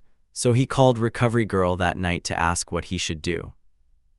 She explained that he should start by washing both of their hands to avoid spreading any more germs, and make sure that Izuku gets lots of liquid. So Nezu started to make some tea with a tiny bit of honey to it, and make sure that Izuku is comfortable by propping his head up with a pillow and placing a cold rag on his forehead to soothe him. And she just gave him some advice to call her or another doctor if the symptoms continue for more than 3 days, and keep an eye on his temperature. Any over-the-counter medicines that he had at the moment were useless because Izuku was too young to take them. So Nezu spent the first night of Izuku being sick with him. He slept on a chair to where Izuku was sleeping on his bed. The next day, Nezu was watching over him with a close eye, barely leaving his side. He brought his lunch inside the room with him only to step outside into the hallway to eat since Izuku looked a little pouty that Nezu got to eat katsudon while Izuku was stuck with soup. At the end of the day, he guided Izuku to take an apathetic to help with any congestion he might have. And that night, he slept by his side again, making sure that the rag on his head was still cold to soothe his fever. Izuku never once woke up when Nezu was changing his rag. He only clutched the custom bear that Nemuri had gotten him closer to himself. It was only until the third day that Izuku's fever had lessened. Nezu was so thankful that Izuku wasn't sick anymore. So on that final day, Nezu had taken a picture of him and Izuku resting on the couch surrounded by a blanket. After he finished up most of his work, Nezu prepared a cup of honey tea with 3 lumps of sugar, and he already had lunch rush prepare some chicken soup that he picked up on the way to the nurse's office. When Nezu arrived, Izuku was writing in his notebook. He looked up from his notebook to see a cup and a bowl ready for him in Nezu's arms. Izuku smiled gratefully, thanking his father for the meal before taking a sip of the warm tea. "Ah, that feels so much better. I honestly don't feel that bad." Don't push yourself, little mouse. I also brought you some chicken soup that Lunch Rush made, but don't eat it if you don't think you can handle it yet. I can always put it aside for later," Nezu explained to him before he noticed something by Izuku's side. "What is that?" "Oh, Uncle Hisashi came by Recovery Girl earlier and learned that I was sick. So I think he took Aunt Nem and Uncle Zawa with him to go get a plush to wish me a good recovery. Either that or they just had all of these piled up in the faculty office," Izuku replied, holding up 3 plushies. One of them was a cockatoo, another was a bunny with very long ears, and the last one was a black cat with green eyes. Either way, they have been providing me company. I know I might be a little old for stuffed animals, but they are so comfy, it's so soft. Nezu softly laughed at Izuku's face that was squished from him, holding all the stuffed animals against his cheeks. Nezu tries to teach Izuku how to drive. Nezu didn't know how he got into the passenger seat of his car with his adopted human son behind the wheel. It started with Izuku wondering if heroes would have their driver or would have to drive themselves to work. Some heroes have quirks that allow them to bypass vehicles altogether, like the new hero Hawks, because he can just fly everywhere. It dived into a discussion of which heroes would use their quirk to get to work and who would be the one disguised on the train. There was a high probability that a lot of heroes would just disguise themselves in their civilian clothing and take the bus or train to get to where they need to go. Although some heroes were very recognizable even without their costumes, that probably had to drive to their agency to avoid the paparazzi. And somehow, their talk led to Izuku asking if he could learn how to drive. And Nezu, being the helpful father that he is, offered to teach him the basics right away, which led both of them to where they are now, inside Nezu's car on an empty training ground in an attempt to teach Izuku how to drive a car. It led to this moment with Izuku and Nezu facing down the street of the training ground used for the entrance exam. His car was the safest option because of all the airbags installed, and he can always get a new one if anything bad happens because of his pro-hero salary. "Okay," Nezu said, shifting to face his son calmly. "Just take it slow, there's no one here that you can hurt." Izuku nodded stiffly, letting go of the brake so the vehicle can inch forward slowly. Then he slowly put his foot over the gas pedal and pushed. The car immediately jerked forward before Izuku pushed the brake with his foot. Nezu bounced in his seat as Izuku slouched down in the driver's spot. Nezu repositioned himself and held onto the passenger door. "All right, this time, slowly put your feet onto the gas pedal. Just press down gently until you find a comfortable speed." Thankfully, Izuku followed that order correctly. The car drove across the street in front of them. The gravel underneath the tires was the only sound that Nezu was focusing on. "Okay, try to turn here. Slow down your speed a bit and turn the wheel." When Izuku followed that order, Nezu ended up bouncing up from his seat from the impact of Izuku accidentally popping up onto the curb. Izuku apologized, but he learned because he took the next turn safely. "Now this particular road goes on for quite a while, so I want to see you speed up to maybe 33 km give or take," Nezu explained. He pointed his paw down the entire street for Izuku to see the entire length of it to where it ended at a building. "Just stop before you get to the building and you will be fine. Take your time." Izuku drove down the street at 30 km before slowing down almost halfway there and coming to a complete stop right in front of the building. And their time continued like that. Nothing bad started to happen until Izuku became a bit too confident in his abilities while speeding up. That's when it happened. Izuku was driving at 35 km when the car sideswiped something that Izuku hadn't noticed. Upon realizing that the car hit something before the loud sound it made, he stopped the car. Izuku's eyes were widened before looking over at Nezu, who was also surprised. They both craned their necks out of the window to see what they had bumped into. Oh, look, it's a civilian robot. Power Loader must have missed it when I asked him to take away any bots for us to do this, Nezu said, looking past the bot only to find their head was separated from them just a few feet away. Izuku frowned at the wreckage. He put his hands over his mouth to yell at the damaged bot, "I'm so sorry." Nezu hummed, "It's fine, it's only one bot, it's not like you will do it again."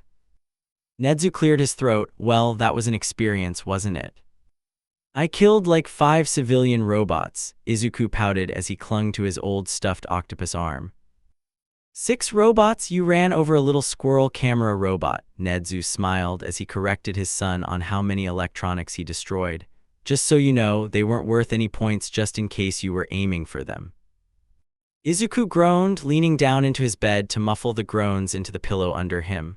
"I wasn't," Izuku mumbled his answer back. "Well, if you did, it was a good job with the aim," Nezu calmly said, ignoring the way that Izuku groaned louder into his pillow. Izuku jerked his head back from the pillow. He shook his head and announced, "Moving on, next topic." "Okay, well, I understand you are getting older." "Yeah," Izuku answered back. Nezu paused before growing a smile. "Do you need the talk?" Izuku's eyes widened, flopping back onto the pillows below him, back to the pillow. "When 2 people love each other very much." Izuku blocked his ears with pillows around him. His muffled protests went unheard before he popped his head up from the pillow. "Papa, I don't need the talk, I'm fine. I don't want to hear about the sex talk from you."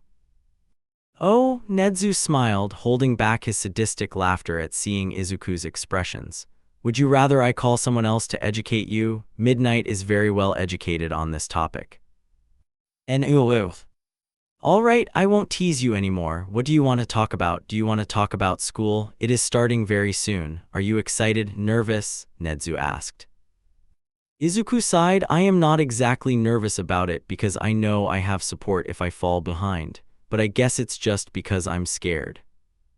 Scared of what?" "Papa, you have been homeschooling me all of my life," Izuku explained. "I haven't had any real classmates before. The only friends I have that are my age are Tenya and Shoto. What if I mess up with my peers? What happens if they hate me?" Nezu shook his head calmly. "They won't hate you, Izuku. You charm almost everyone you meet. If your extended pro-hero family isn't enough proof for you. If you mess up, you can always right your wrongs. I don't think you will have trouble fitting into the classroom setting. But if you do feel that way, just inform either me or your homeroom teacher about it." Izuku nodded. "Now are you ready to start at UA and become a pro-hero?" Nezu asked. Izuku nodded again. "Yeah, I have a whole plan." Nezu raised his eyebrows. "Oh really? What's your plan?" "It's a plan for my future. So I start by becoming a pro-hero. Then after about 10 or 15 years, I will become a teacher at UA to help out the next generation. And then I want to run a place like UA, a place where no one is discriminated against and people can work to become their best selves. I just want to make an impact on the hero society in some way to make someone's life better than before," Izuku continued while he gazed at the ceiling. He messed with his fingers as he thought about all the ideas running through his mind at full speed. "I just want to help." Nezu smiled, "And I do not doubt that you will." Izuku's first day. Nezu always knew that this day would come eventually ever since he first picked up Izuku's basket. The day that Izuku would finally be in high school starting his first year. That morning, he had woken up 5 minutes before his alarm to Izuku's excited footsteps running to the bathroom to get ready for the day. He calmly got himself dressed as Izuku rushed out of the bathroom back into his bedroom to change into his new uniform. After that, they both enjoyed a light breakfast of toast and fruit. And now, Nezu was driving with Izuku sitting in the passenger seat with a huge grin on his face. Izuku's bright yellow backpack sat at his feet with all of his supplies that he may need inside. It even had a little black cat keychain on one of the zippers. It was like any other normal day except this is the start of his son's first day of high school. After they arrived at school, Izuku was bouncing on the balls of his feet. Nezu smiled at his anticipation of straying his day. His backpack was bouncing with him. The keychain kept making a clinking noise when he jumped. "I guess this marks your first day as an official UA student. I can't believe how old you are. It seems like only yesterday I was rushing outside to pick you up," Nezu reminisced, remembering the small smile that Izuku had when he was still a young human baby. "I'll see you sooner than later. Go on, little mouse." Izuku was about to retort back his father before Nezu interrupted him. I don't care if you are as big as All Might, you are my little bitty mouse. Got it? I know, Papa, I was just going to tell you I'm going head through the vents to make one hell of an impression on my future classmates. And hopefully my plan won't backfire on me, Izuku grinned, fixing the backpack on his shoulders. Are you going to tell them the secret of who I am on the first day? Nezu asked, already smirking because he knew what the answer would be. Izuku returned the chilling smile. No, I'll let it simmer for a while before I come clean about it. I want to see how many clues they can piece together by themselves. Who knows, maybe they will end up surprising both of us. The whole student body was gathered together inside a huge gymnasium. The management business courses were already started to murmur ideas amongst each other about their techniques for promoting. Among them, a boy with purple hairballs was very adamant about using the sexy edge on female heroes to promote themselves. Another male student engaged in a quiet conversation with him about using sex appeal in different ways to communicate with the masses. The support classes were all sorted together, with a few of them sharing their smaller ideas with their new classmates. Hatsume was already planning ahead of everyone else on how she can use the lab to her advantage, while an upperclassman behind her fluttering her long eyelashes. Hatsume looked at the hero class placed nearby to see if there was any promising inspiration that she could find. And the general courses were the most well-behaved out of all of them, waiting patiently for the ceremony to end so they could get back to their class. And near the front was the first-year hero class. They were next to an empty set of chairs that should belong to the other hero course class. But where were they? Their answer wasn't answered as the principal walked up to the podium. They watched in anticipation as the intelligent animal climbed up a small set of straights to reach the mic at the podium. Mirio smiled with his two friends in the back of everyone with the other third years. Am I a bear, a mouse, or a dog? I'm the principal. Welcome to Yuyui, everyone. Nezu began watching as the students' expressions glowed with excitement. This is the start of a new year here at Yuyui. This is only the beginning in the chapter of many of your lives, Nezu started. Yuyui will be the start of many of your future careers that can range from analyst to pro heroes. This is a place where all is welcome and discrimination is not tolerated. From there, Nezu explained the overview of the rules that the high school has in place. And he took joy in seeing the expressions as he made the teachers and students stand up to say school's motto to close up his presentation of the rules. And one last thing before I pass the ceremony on to your future teachers, I will let the first-year classes know of something special. My son is joining Yuyui as the first year, and he will introduce himself to all of you soon when he is ready, Nezu said with a chilling smile. Nezu-san, does he have a son? Everyone started to perk up at the sudden news, already trying to guess as to what the principal's son would be like and what exactly they would look like. Nezu watched as almost every student was already guessing. I wonder how long it will be until everyone figures it out, Nezu thought to himself, watching Midnight and Present Mike's knowing smiles directed at each other. It was only a matter of time before everyone learned about Izuku, a name that will surely shake up hero society in the best way. Start of Part 2, Izuku's First Day Part 2. Damn it, these halls are so confusing. Where is Class 1A even supposed to be? Shinso whispered out loud to himself, looking down the hallway to peek at the door signs. A cheerful voice rang out from behind him. Just go straight down this hall and take a right. Class 1A should be the second door you see. Shinso looked up to thank the student who gave him directions only to sneeze. Bless you. Thank you, Shinso replied, glancing back to see who gave him direction. His eyes widened as he looked at the space behind him. What the? Shinso blinked at the space behind him. He slowly turned to follow the directions that the disembodied voice had given him. He shook his head as he thought that maybe UA was haunted by a ghost of a past student. Surprisingly, the direction led him straight to the gigantic door of Class 1A. Shinso bit his lip to keep him from grinning in excitement. He coughed, relaxing his face back into his regular deadpan expression. He wasn't there to make friends, he was just there to prove himself as a hero. He would prove to everyone that doubted his dreams that he would succeed. With a deep breath, Shinso opened the door to find what awaited him on the inside. Inside was a snarling blonde that was trying to reach a boy with two-toned hair. Both of them were being held back by two other students. The blonde was being held by the chest by a tall boy with blue hair, and the two-toned haired boy was being held by back by a smaller green-haired kid. The green-haired teen was trying to calm the boy in his arms by almost hugging his waist as he tried to drag him away. You can't kill him, Shu-chan. I don't have a good alibi for this, and there are too many eyewitnesses, the green-haired boy said with a calm smile. Was this? Shinso glanced back up at the number and letter of the door sign before looking back at the scene. This was the hero course. Izuku kept traveling through the private vent system to get straight to Class 1A with a few more turns. Izuku had finally made it to the vent right at the back of the classroom. This would provide an unsuspected entrance and a great first impression to his future peers.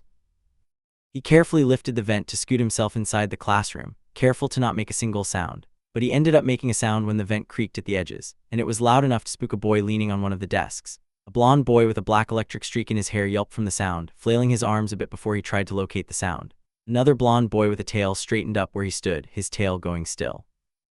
And then another student with multiple arms swiveled his head towards the back of the room where he was.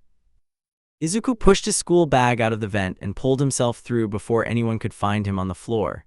He gently closed the vent behind him, kneeling on the ground to fix himself up before he faced his new peers.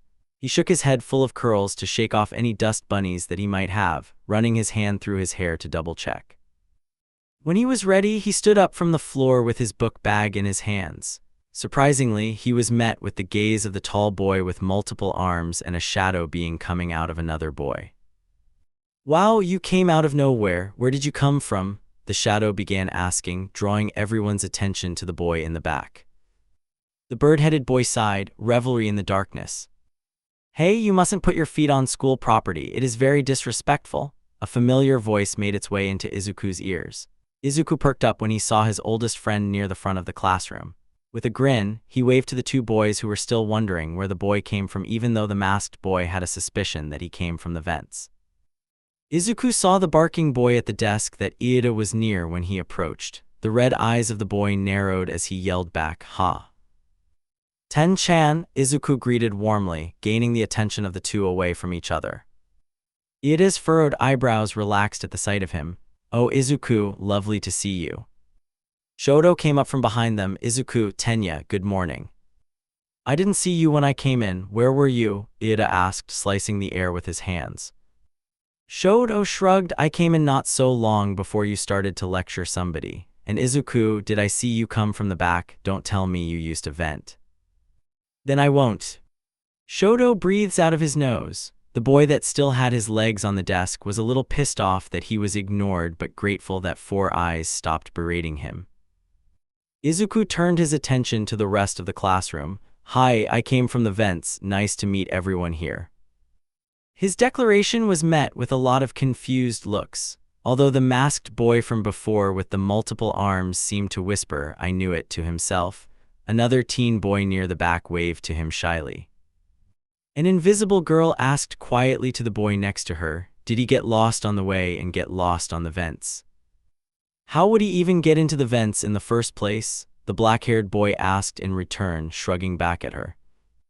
"Oh, where are my manners? I don't believe we have met yet officially, but I do remember you from the incident about 10 months ago. They did give you proper treatment after an incident like that. I did use a small amount of tear gas, but I kept thinking that I hit you in some way back then. I apologize if I did," Izuku explained, ignoring how the blonde's red eyes stared holes into him like he wanted to fight him. "But they did give you proper attention after that, right? Because being through a villain attack of any kind isn't easy on someone." "Fuck off, I don't need your damn pity. I'm not some weakling that needed help anyway," the boy responded angrily, slapping Izuku's hands away from him. His hands sparked in agitation. "It's not like I even needed your damn help in the first place." "Hey, my friend was just trying to make sure you were okay." Shoto stepped in between them, defending Izuku from the other. "He can be pushy at times, but—" Yeah, pretty boy, shove an ice pick up your ass." "Ooh, are they gonna fight?" The boy with the black streak in his hair whispered loudly to the red-haired teen next to him. The red-haired boy shrugged. "I don't know, but it would be very manly to fight on the first day of class. Maybe it's a misunderstanding." "Excuse me," Shoto raised an eyebrow unimpressed. The blonde taunted, "You heard me, Peppermint Extra." "Peppermint?" Iida asked, tilting his head to look at Shoto's hair from a different angle. "Oh, I see it." "Shut up, Four Eyes. I don't appreciate you talking that way to my friends. They don't deserve your pissy attitude. I know that they can both be a bit pushy and stubborn at times, but Shoto replied before getting interrupted. The blonde rolled his eyes. Look, I don't need your elite friend to try and tell me what the hell to do, and I especially don't need that useless kid. Shoto's eye twitched at the mention of useless. He took a deep breath in. Oh, so this is how it's going to be. Shu-chan, Izuku said slowly. Shoto turned to him calmly. I'm fine, everything's fine. Iida breathed out, thankful that Shoto was calm, but then the explosive blonde pushed Shoto away, which caused him to stumble a bit. The calm expression froze on his face. Izuku and Iida exchanged a look when the air around them became a tinge bit colder. They both watched Shoto slowly turned around to face the blonde almost in slow motion. And then, Shoto's left hand made contact with the other's cheek so quickly they didn't even notice that Shoto raised his arm to strike him. Shu-chan. Oh, you wanna fight, Canadian flag? Then don't be such a wimp and come at me with everything you have, you son of a bitch. Shoto's eyes seemed to darken. What did you just refer to my mother as? Iida separated the two away from each, holding the blonde back from Shoto. Whoa, hold on. There should be no fighting, let's just calm down. Shut up, you damn elite, the blonde argued back, fighting against Iida's tight hold. Shoto fought against Izuku's tight hug, dragging Izuku's body with him as he stepped forward. Don't worry, Iida, I'll only hurt him a little bit. How long can he last in an iceberg-sized ice cube? I would love to know. Izuku pouted. You can't kill him, Shu-chan. I don't have a good alibi for this and there are too many eyewitnesses. Just then a new student came in through the door, the four that froze and looked at the purple-haired kid in the doorway. Izuku recognized the face and smiled. He let go of Shoto's waist to wave at the other teen. Oh hey. Shoto broke free from his hold, which made Izuku launch himself onto his back to slow him down. The purple-haired boy raised his eyebrows when he recognized the voice from Izuku. Vent voice. Iida gasped. Izuku, did you scare a future classmate? No, I gave him directions, Izuku agreed back before glancing at a black-haired girl that he didn't notice before because of the mess. Hi Momo, nice to see you here. The feelings are mutual, Momo nodded, waving back to him. Shoto finally shook his off, already calmed down from the previous altercation, but the only reason for that is because he had a feeling that Aizawa would be there any minute. Just then, a brown-haired girl ran into the classroom, knocking against the purple-haired boy that had just entered. Oh sorry, hey, you are that zombie-looking kid who saved me. I forgot to thank you for helping me out, thank you. Oh no problem, the boy replied before furrowing his brows. Zombie boy. The exploding blonde started to yell something after being let go by Iida before Izuku shushed him. Izuku counted on his fingers, 3-2. Why the hell are you? Izuku ignored him, recognizing the familiar sleeping bag appears. Hello, sensei.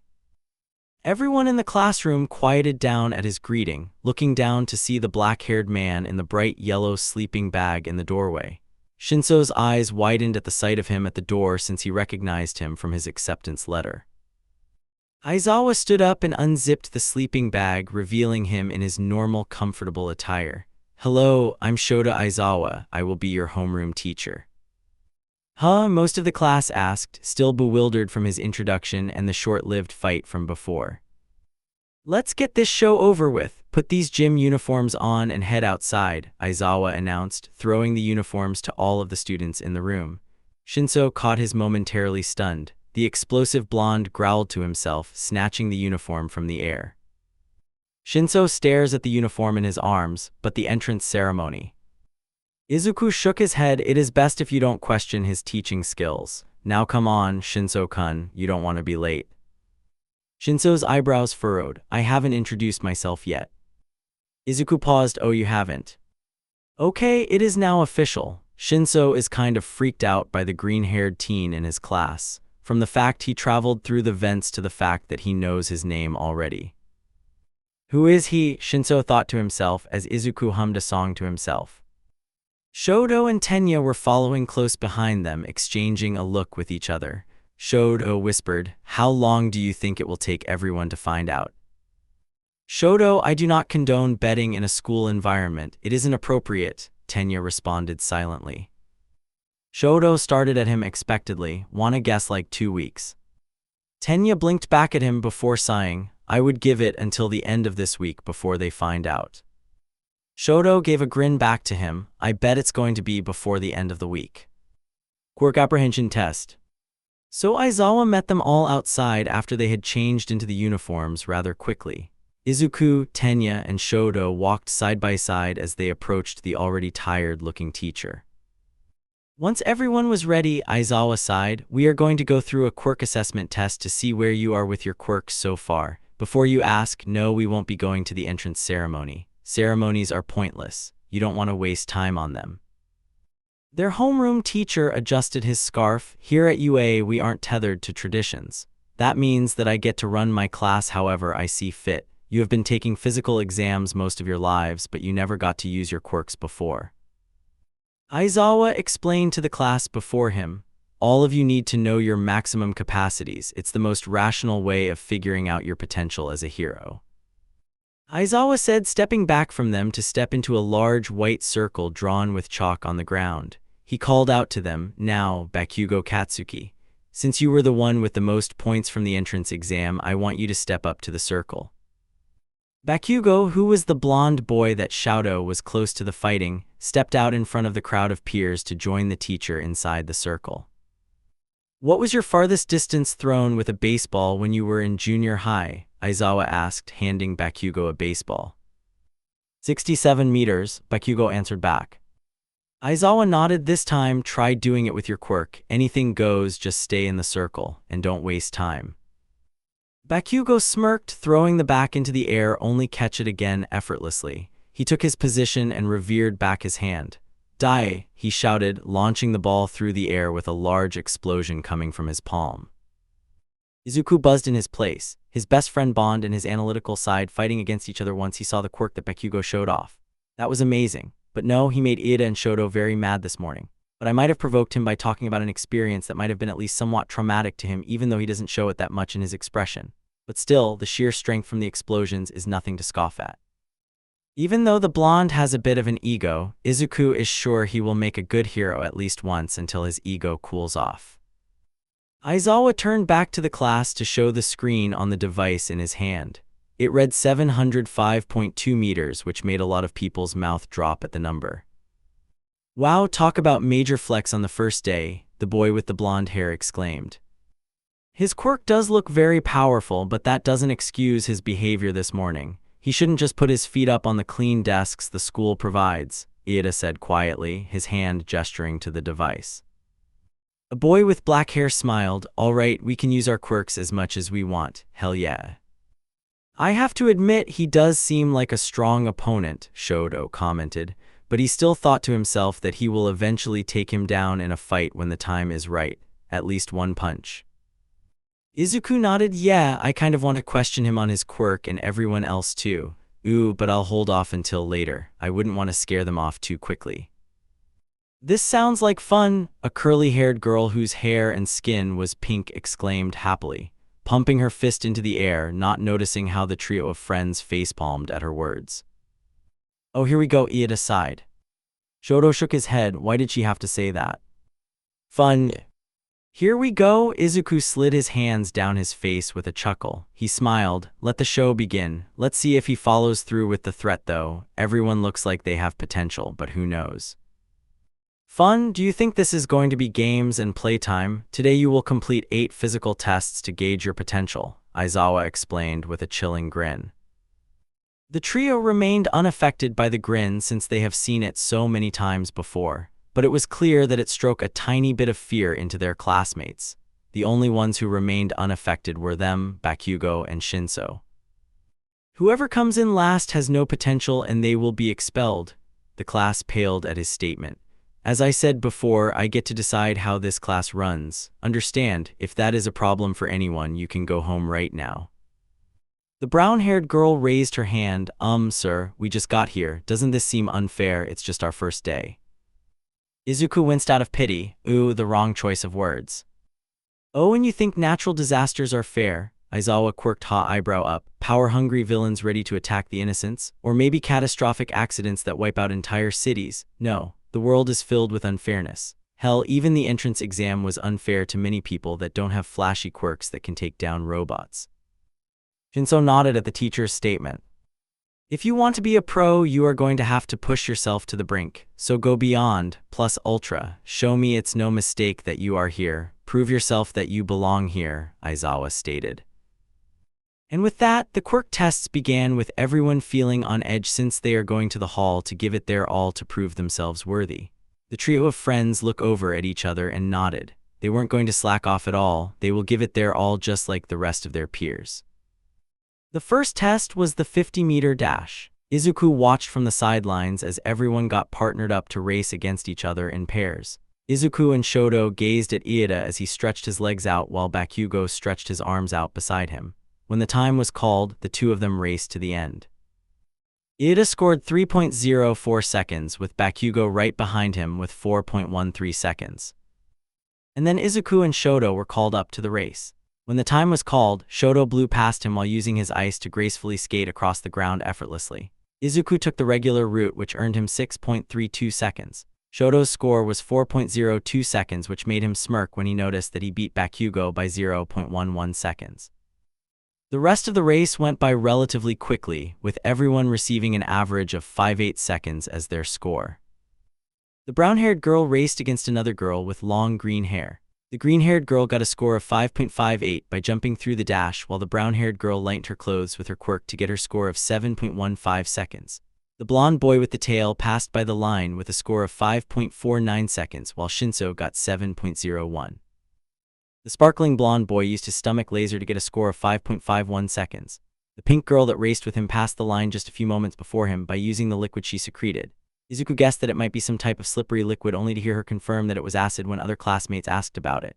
Well, I wonder what other kinds of acid she can produce. Is it just one type? Is it corrosive? Izuku thought to himself. The following test was to test out their grip strength. The shy boy had little birds perch on his shoulder while he watched the others participate. The bird cheeped at him when he was gripping onto the tester. The tall boy with the mask used his multiple arms to get a grip strength score of 540 kg. Shoto looked behind him to see Izuku thinking about something. What are you thinking about? Izuku turns to look at his friend that he has known for a long time. Shoto, imagine how awesome his hugs might be. Shoto sighed, which resulting in a light-hearted grin from Izuku. After he tested his grip strength with average results, he ended up going towards Shinso to give him a bit of advice. It helps when you put a visual to it. I don't need your help, Shinso stated, looking to the aching in front of him. Izuku hummed with a shrug of his shoulders. I'm not saying you do, but I just know that you can be a better score if you picture something that you hate or wants drives you when you're squeezing. I like to envision an apple that I'm making into applesauce just from my hands, or imagine that I just caught someone who was hurting an animal. Either way, my score increased from what I usually have, so keep that in mind. Shinso raised his eyebrow while he watched the over-teen walk back to where his other two friends were. He shrugged and decided to use the advice that the other had to give him. And surprisingly, picturing his bullies helped out with his score by raising it a few numbers than what his usual was. The next test was the standing long jump. The students had to face down a long sandbox and see if they could jump over it. There was nothing much to the test except to see how far you can jump. Despite having both of his friends clear the sandbox, Izuku wasn't able to clear the long sandbox. He was very close though, but his feet, unfortunately, hit the sand. But he wasn't the only one who hadn't cleared the exercise. Shinso and the invisible girl didn't clear it as well. There were a lot more others who didn't clear the exercise as well, which included the shy boy who waved at him back in homeroom. The bird from before was now resting on a nearby tree branch a safer distance away. And then the repeated side steps came next. No one stood out except the pink-haired girl, since she looked to have a dance background when Izuku spotted the rhythm. Iida ended up looking like he was almost about to fall the first time he did it before regaining his balance and going forward in the exercise. And the fifth test was the ball throw. The brown-haired girl went up to the pitch only to end up scoring an infinity since she sent the ball into space. Almost everyone was impressed, but Izuku noticed how Bakugo seemed to tense up before sneering. Shinso turned out to be very good at throwing the ball, mimicking a baseball pitcher from the way he brought his leg up to his chest before lunging forward with the throw. With every one new person, Izuku took note of their form no matter who it was or what their quirk allowed them to do. he studied how they held themselves when they threw the ball. Until it was his turn, Shoto clapped him on the back to push him forward towards the white circle. He numbly took the ball out of Aizawa's hand and faced down the field. With a steady hand, he licked his finger and put it up to test where the wind was blowing. Okay, using Snipe's teachings about aiming as well as the notes I took on that sports cartoon, I'm fairly sure I know what to do. Count for air density and the angle in which I throw it, Izuku mumbled to himself, focusing his attention on the snotty field in front of him. He took a deep breath and used his previous notes.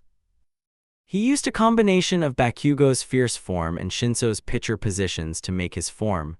With the combined form, he threw at an angle he often sees when a pitcher throws a fastball. With a hum, Aizawa showed off that the device read 69 meters. And after that, there were 3 remaining tests. They all passed by relatively quickly. With the sit-ups, Iida and Shoto partnered up to help each other count the reps while Izuku extended a hand to Shinso, who begrudgingly accepted. Then in the seated toe touch, Shoto was almost close to falling asleep if the calm expression on his face was any hint. He was the most flexible of the 3 of them. And in the distance run, neither Shoto nor Izuku was surprised that Iida ended up being first, with Bakugo close behind him yelling the entire way. When all the tests were done, everyone was gathered together to view the scoreboard that Aizawa-sensei had put together. Izuku couldn't contain himself, bouncing on the bags of his feet as he waited to see everyone's expression. First year Azumomo. Second Fukuyama Sho. Third Bakugo Katsuki. Fourth Iida Tenya. Fifth Takami Fumikid. Sixth Shoji Mizo. Seventh Jiro Mashura. Eighth Kirishima Ajiro. Ninth Ashido Mina. 10th Uraka Achako. 11th Koda Koji.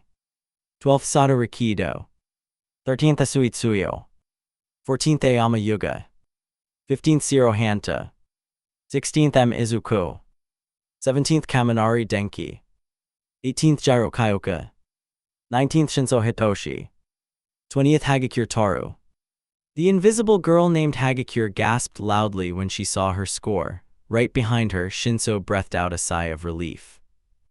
No one is getting expelled. It was only a logical ruse, Aizawa said as everyone had quieted down. The class relaxed at the news that no one was getting expelled, especially Hagakure. The trio looked at each other. They shared the same feeling of disbelief and relief. Izuku was happy to know that all of his peers had the potential that Aizawa was looking for.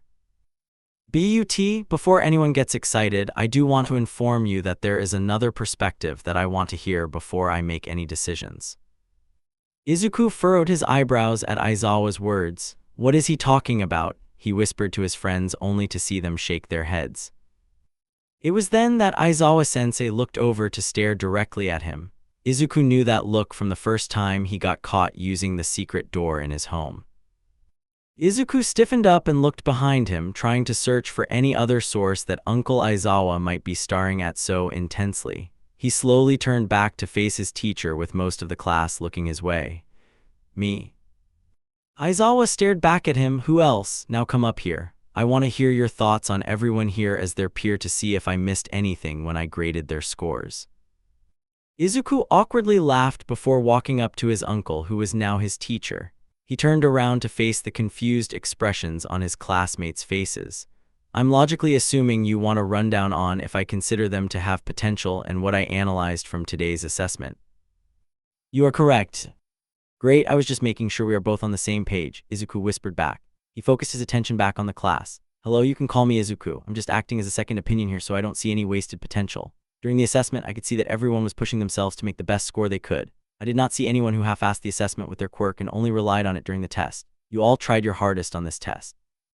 Using what I saw, I gathered some main points on everyone's quirk. Now I won't share any of it with you all just yet because I want to gather these thoughts all together before presenting them back to you. These thoughts will include how to combat some of the weaknesses I saw during the assessment and how to strengthen your quirk further. Once I gather every single note I can, I will gladly give them back to you to help, Izuku explained to a stunned crowd in front of him. I just have the main points from today, but I will gather more of the smaller notes during this week. I see a few issues that need to be worked on that can be helped. It won't be long before I can give you all a detailed analysis of what you can do to become even more plus ultra. I look forward to an exciting year with all of you, Izuku announced with a respectful bow towards his peers before heading straight towards his friends. A boy raised his hand. Hey sensei, why did you pick him out to give a second opinion? He wasn't recommended for nothing. Aizawa replied. I trust his opinion because of his analysis skills. He has provided his service in several cases for police to detain suspects by giving notes on what their quirks' limits, strengths, and weaknesses are just from a 30-second clip provided. How the fuck could this nerd know all of that just from a small amount of time? I'm going to kick his ass. I'll show him that he can't just analyze what's going to happen in an actual fight, Bakugo thought to himself, his palms crackling from the explosions he is holding back. He doesn't need to get in trouble on the first day of school. A spiky red-haired right next to Bakugo was silently pumped his fist in the air. That's so manly, using his brains and not just his brawn to take down the bad guys, he thought to himself. With that, Aizawa dismissed all of them back to the room except Shinso. When everyone was walking away, Aizawa began to discuss what the extra lessons and training would be since he needs to catch up with the others. Do you like to have a more mental analysis quirk or something? By the way, I'm Kirishima. Kirishima introduced himself while the class separated off into small groups to walk together backtrack to homeroom. It was obvious that some of his classmates kept to themselves while others seemed to find their group of friends almost right away. He already suspected that Kirishima and the pink-hair girl already knew each other from the familiarity in his wave when he passed by her. Hello, and you could say that, Izuku answered back, not giving a straight answer. I look forward to being classmates, Kirishima. Me too, dude, Kirishima said. Before long, all of their classmates headed out since the assessment was over and the real classes began the next day. Deciding to take a walk around the campus, the trio headed outside to start a leisurely walk around the place they know the best. Shoto looked at Izuku. Do you think anyone is suspicious? They might be. I have not noticed any of them seeing me as suspicious. They were just more confused about what was going on. I didn't know that Uncle Zawa was going to put me on the spot like that, Izuku admitted. He smiled when he heard a bird's song come from the trees above them.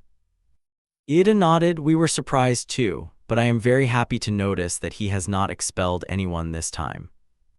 I was shocked no one questioned that your legal given name wasn't fully shown except the initial, Shoto said, squinting his eyes when the sunshine hit him directly. Izuku shrugged, kicking a rock with his foot. I guess everyone thought it was a glitch on the scoreboard or something. Why not use the full name to disprove suspicions? It just feels weird, since Papa only has the first name. I had no real surname to use except my birth one legally. Izuku frowned. I just don't like that I have to be reminded of the fact I was abandoned. I don't like how it associates me with my birth father. My feelings might change in the future, but for now, I don't want to be referred to as Midoriya. Bakugo was suspicious of the boy that the teacher called on to give a second opinion. First of all, he copied others' moves in the exercises to improve his score, even using his form in the ball throw. Secondly, his full name wasn't fully shown on the scoreboard, unlike everyone else. And thirdly, he can't shake the feeling that he knows that face from somewhere. He remembers the same face on one of his mom's photos that she hung on the wall. It was of her and one of her best friends that passed away about 15 years ago due to complications in childbirth. The old hag told him that she would have been his auntie Inko. She told him about how Inko's husband had gone missing after her funeral with their newborn son. The old hag recounted how she went on a witch hunt to find him to see what the hell was going on. The old man calmed her down because of the grief she was still recovering from since she had lost one of her best friends. It hit her the hardest since she was one of the two next to her side when she died, after holding her son in her arms for the first and last time. But when she went to find him, she found that he got imprisoned for child abandonment. That was when she traded her hunt to find her friend's son. She was desperately trying to find what would be her nephew, so she can keep the last promise she made to her friend about keeping Izuku safe. Alas, no matter how many adoptions or foster places she went to or any databases, she could find no trace of Midoriya Izuku. And so, she could only pray every day on Izuku's birthday and Inko's death day that he was in a safe and loving home. Finally, there were too many connections to not be suspicious of him. Izuku was suspicious because of the resemblance between him and Auntie Inko's picture on the wall. His name is the same name that his old hag had told him was Inko's boy. He was 15 and Auntie Inko had died 15 years ago.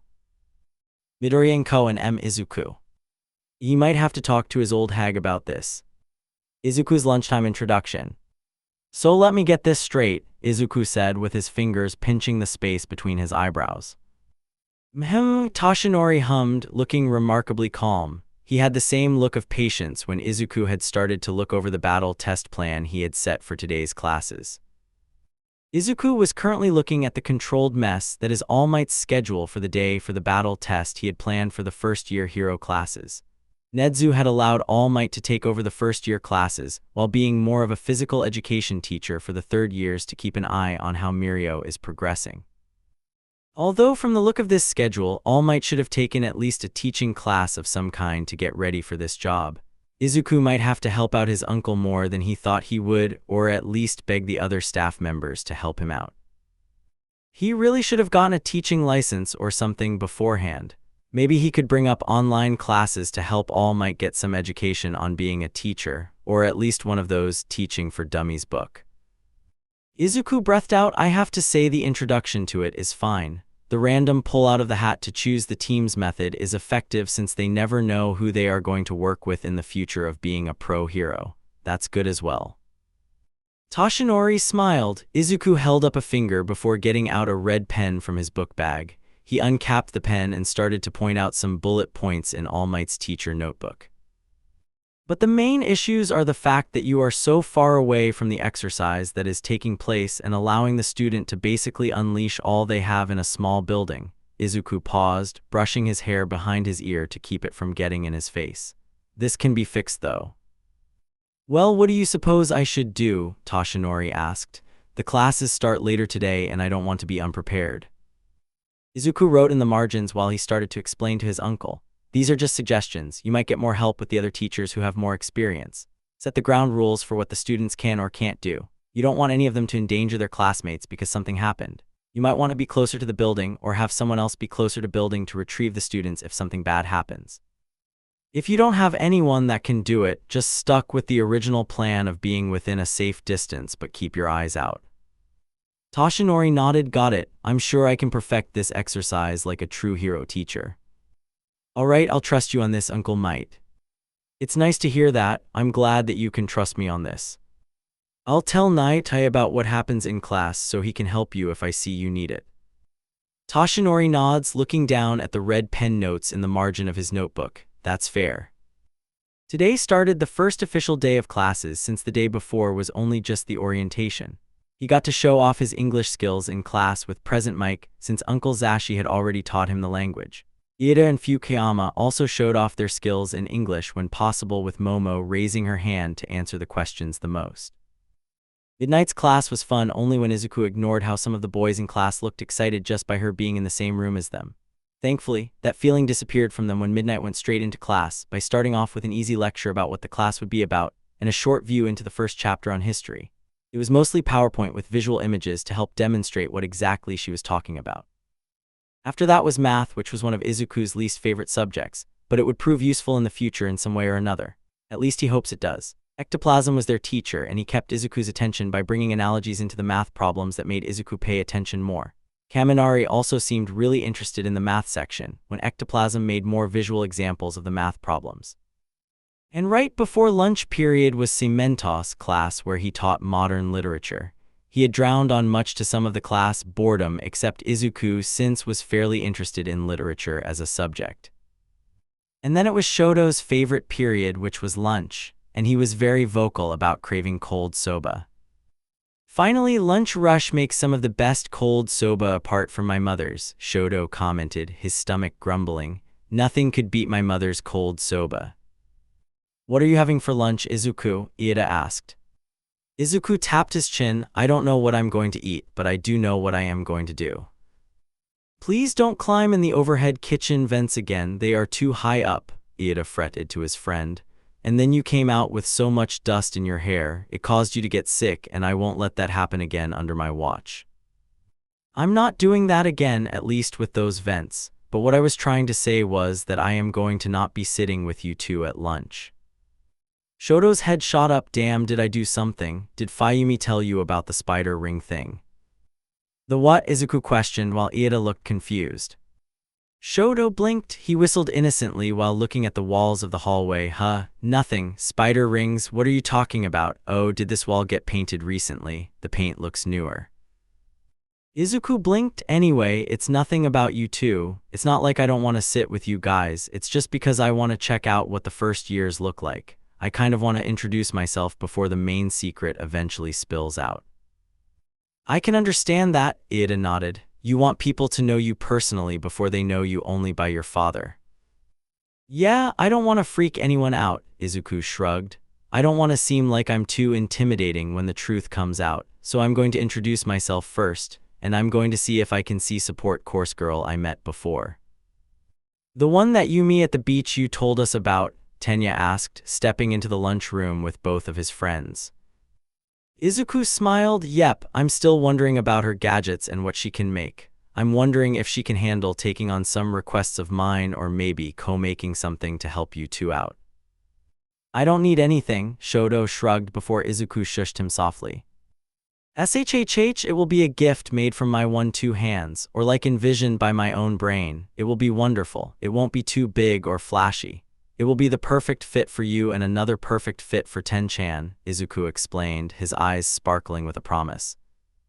But, fine with me, Ida replied, accidentally interrupting Shoto. He fixed his glasses before giving a short apology to his friend for interrupting his thought. Shoto said, just be back before lunch ends so we can get back to class on time. Izuku remarked happily, no problem, lunch lasts for longer than you think. When Izuku walked away, the two got food. Ida got some orange juice, a salad, and a big dish of protein. Shoto had cold soba with some lukewarm tea. Go on and find some new allies for you to drag into your plans. So Shoto-kun, do you really think Present Mike might have a child? Ida questioned, directing his attention to his old friend. Shoto sighed. Look, I have been listening to his radio show for a long time now. It is either his secret son or Izuku and he just hasn't told us yet. Either way, I want to know. Shoto, Ida paused to look over at his friend who slurped his cold soba. Izuku literally told us like a week after it happened the first time, do you not remember? Shoto swallowed. When was this? I don't remember it at all. Ida hummed, placing a hand on his chin as he thought back to the reason why Shoto might not have been listening. I guess you were too busy wondering how the hero wash worked. You thought up of ways like throwing a shoe at him or seeing how much of a washing machine he is. Then you launched Izuku into a discussion. And then we didn't end up going to bed by curfew because we were too busy talking about the quirks that other pro heroes have. Yeah, wash, Fukuyama nodded, swirling his noodles around before taking another long slurp. He chewed and swallowed before tapping his chopsticks into his bowl. Speaking of, do you think he does his laundry using his own quirk or like has his own washing machine, like it's a waste? I don't really know, Tenya sipped his orange juice. It does seems like a waste, but maybe he would bore of washing his own clothes after using his quirk that entire day for hero work, so he might possibly have a washing machine. Can Wash technically waterboard people if he just shove a bad guy head into his opening? Does he just put on a spin cycle and just shove soap into their eyes and water up their noses? Is that his mouth or like chest mouth, Tenya? Ida paused before realizing something. Izuku has influenced both of us it seems. Yeah, wait, would his children be little washing machines? If he bought a tiny washing machine, would it be like his own child? Would he treat it like his own child? Shoto's eyes widened as he talked. What if there is another person out there who was a dryer mutation? They would be the perfect laundry match. While Ida and Fukuyama continued to talk about Wash, Izuku was making his way past the lunch tables to arrive at a table that the other hero class was sitting at. He locked eyes with a blonde boy who was proudly talking to a girl who had orange hair. One by one, the other classmates of Class 1B looked up at him at least for a few brief moments before looking back at their meals. Hello, I just thought I would introduce myself. You can call me Izuku. The blonde narrowed his eyes at him. What is the purpose of you introducing yourself? Do you think that we deserve to be in your presence since you are in Class 1A by the looks of it? Not at all, Izuku said. I was just curious about my fellow peers. I have only been homeschooled, so I was excited to see more of the people here at UA. Hopefully, I could make new friends. That sounds cool, dude. I'm Tetsu. Hi, nice to meet you, Tetsu. Izuku greeted happily before noticing the fluttery eyelashes that the other had. You have wonderful eyelashes. Tetsu blinked in surprise. Wow, thank you. Well, Izuku was it? I'm Kendo Itsuka. This over here is Monoma. Monoma Nito, the guy introduced himself begrudgingly. Monoma held out his hand only to furrow his brow a bit when he made contact with Izuku's hand. He flexed his hand a bit afterwards. So you just want to make friends? Izuku tapped his chin. That is the idea mostly. I just wanted to see everyone here. I actually heard there was some transfer students here at UA as well. Monoma frowned a bit at his explanation but didn't see anything wrong with the other boy. Kendo nodded. Yeah, we have 2 of them in our class. Hey, Pony. A blonde girl looked up with a hamburger in her mouth. She quickly chewed the food in her mouth before introducing herself in broken Japanese. Hello, I'm Pony Tsunotori. Wait, no, Tsunotori Pony. I'm from America. Izuku smiled. He replied back in English, hello, you can call me Izuku Tsunotori. Tsunotori's eyes lit up in wonder. You speak English? Yes, I am actually fluent in both English and Japanese. Ah, that sounds so cool, Tsunotori replied. Izuku nodded. If you want, I can teach you more of the language. Would you? That would be so amazing. Thank you so much. It would be my pleasure, Tsunotori. Just call me Pony Izuku, Pony excitedly declared, and then she softly said, I can't believe I have a new friend who speaks English. Huryu Rin, Rin introduced himself politely. I did not hear your family name when you introduced yourself. Why is that? I don't have one. Simple as that, Izuku shrugged. Izuku continued chatted with some of the member of Class 1B while the rest of them mostly ate their lunch while listening to them. He found that Rin was from China and was fluent in both Chinese and Japanese, and Rin knew enough English to converse with Tsunotori a small bit. He talked with some other members of Class 1B before excusing himself to converse with other peers he hasn't gotten the chance to meet yet. Although there was only one face that he was curious to see again just for the fact that she would help in any future plans of his that Power Loader may not agree on. So Izuku continued to walk around the lunchroom and greet the others sitting at the tables. He introduced himself to the first-year general education class and the first-year management class. He officially met a short boy with purple balls for hair that he sort of recognized. It wasn't until the boy mentioned he tried out for the hero course that he was reminded of the boy who desperately threw balls at the robots to stop them from moving only to get other participants stuck. The second and third years in the lunchroom glanced over at him with a knowing look. They knew better than to let the secret out early. Izuku looked around the lunchroom in confusion. In his confusion, Lunch Rush pushed a plate of food in his arms. Izuku looked down at his arms in surprise before looking up at the pro hero. There will be no skipping meals. You have time to eat lunch, young man, Lunch Rush said with their hands on their hips. I will have no hungry kids on my watch, and you need that food in your stomach for your hero class next period. Thanks, Uncle Lunch, Izuku whispered in thanks. He started to snack on the fruit on his plate while holding the plate in one hand. While chewing on an apple slice, he looked towards the support course classes. He narrows his eyes in thought before sneakily heading towards that section with his plate full of food. He took a big bite of the fish on his tray before the door to the support lab shook from an impact that came from inside the room. He raised an eyebrow, knocking on the lab door. Hello. There were scuffling noises from the inside along with a tired shout that sounded familiar to Power Loader. May swing the door open with Power Loader looking at him in mild shock in the background.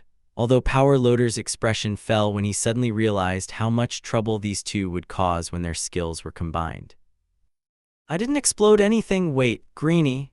Hatsume's familiar face popped out from behind the door. Her eyes widened in recognition from the sight of his green hair. Greenie, I knew I would run into you at UA eventually, even earlier than I thought too. What are you doing here? Oh, just exploring, looking around at everything since it's my first time here as a student, Izuku replied honestly. He had every single part of this school memorized because he lived most of his life there, but he had never experienced it as a student. That's cool. Hey, come in for a second, May grinned wide, dragging him by the arm inside the lab. I can show you my designs and the ideas I have that I already planned ahead for you. You are going into the hero course, right? Izuku nodded. Yes, I am, currently in Class 1A. May looked down at his food and looked back at him. Can I? Izuku handed over his fruit cup to her. May thanked him before basically throwing the cup back into her mouth. While she ranged on the fruit, Izuku looked back to Power Loader, who was slowly making his way through his own lunch. So are you upset on your sandwich?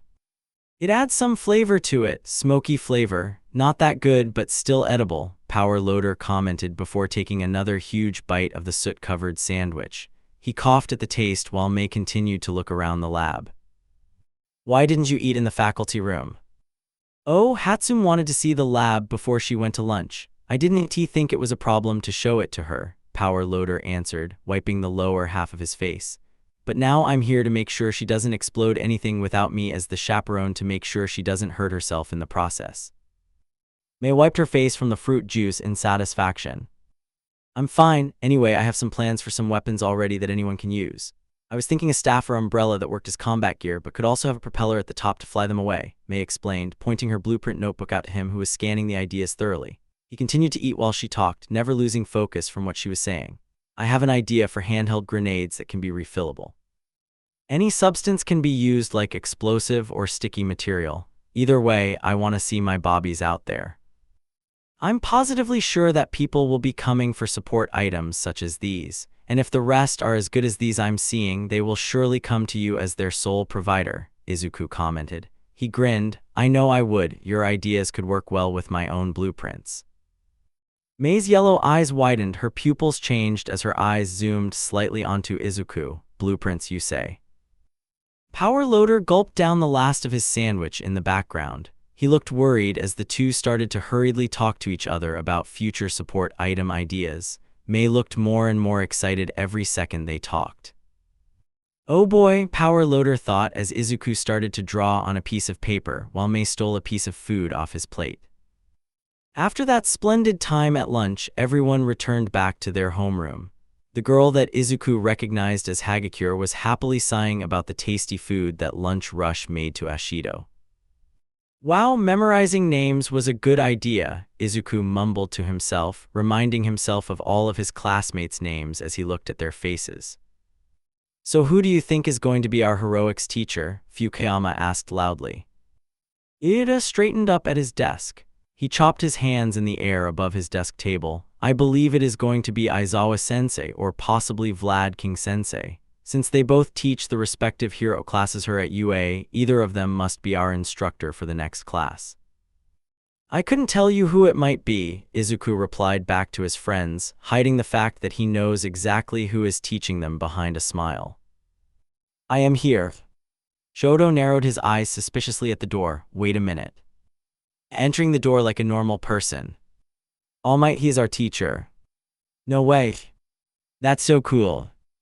I hope he fixed up his plan for today, Izuku muttered underneath his breath as All Might's booming laughter filled the room. He almost didn't notice the focused gaze that seemed to slip from the back of his head to All Might's sudden appearance.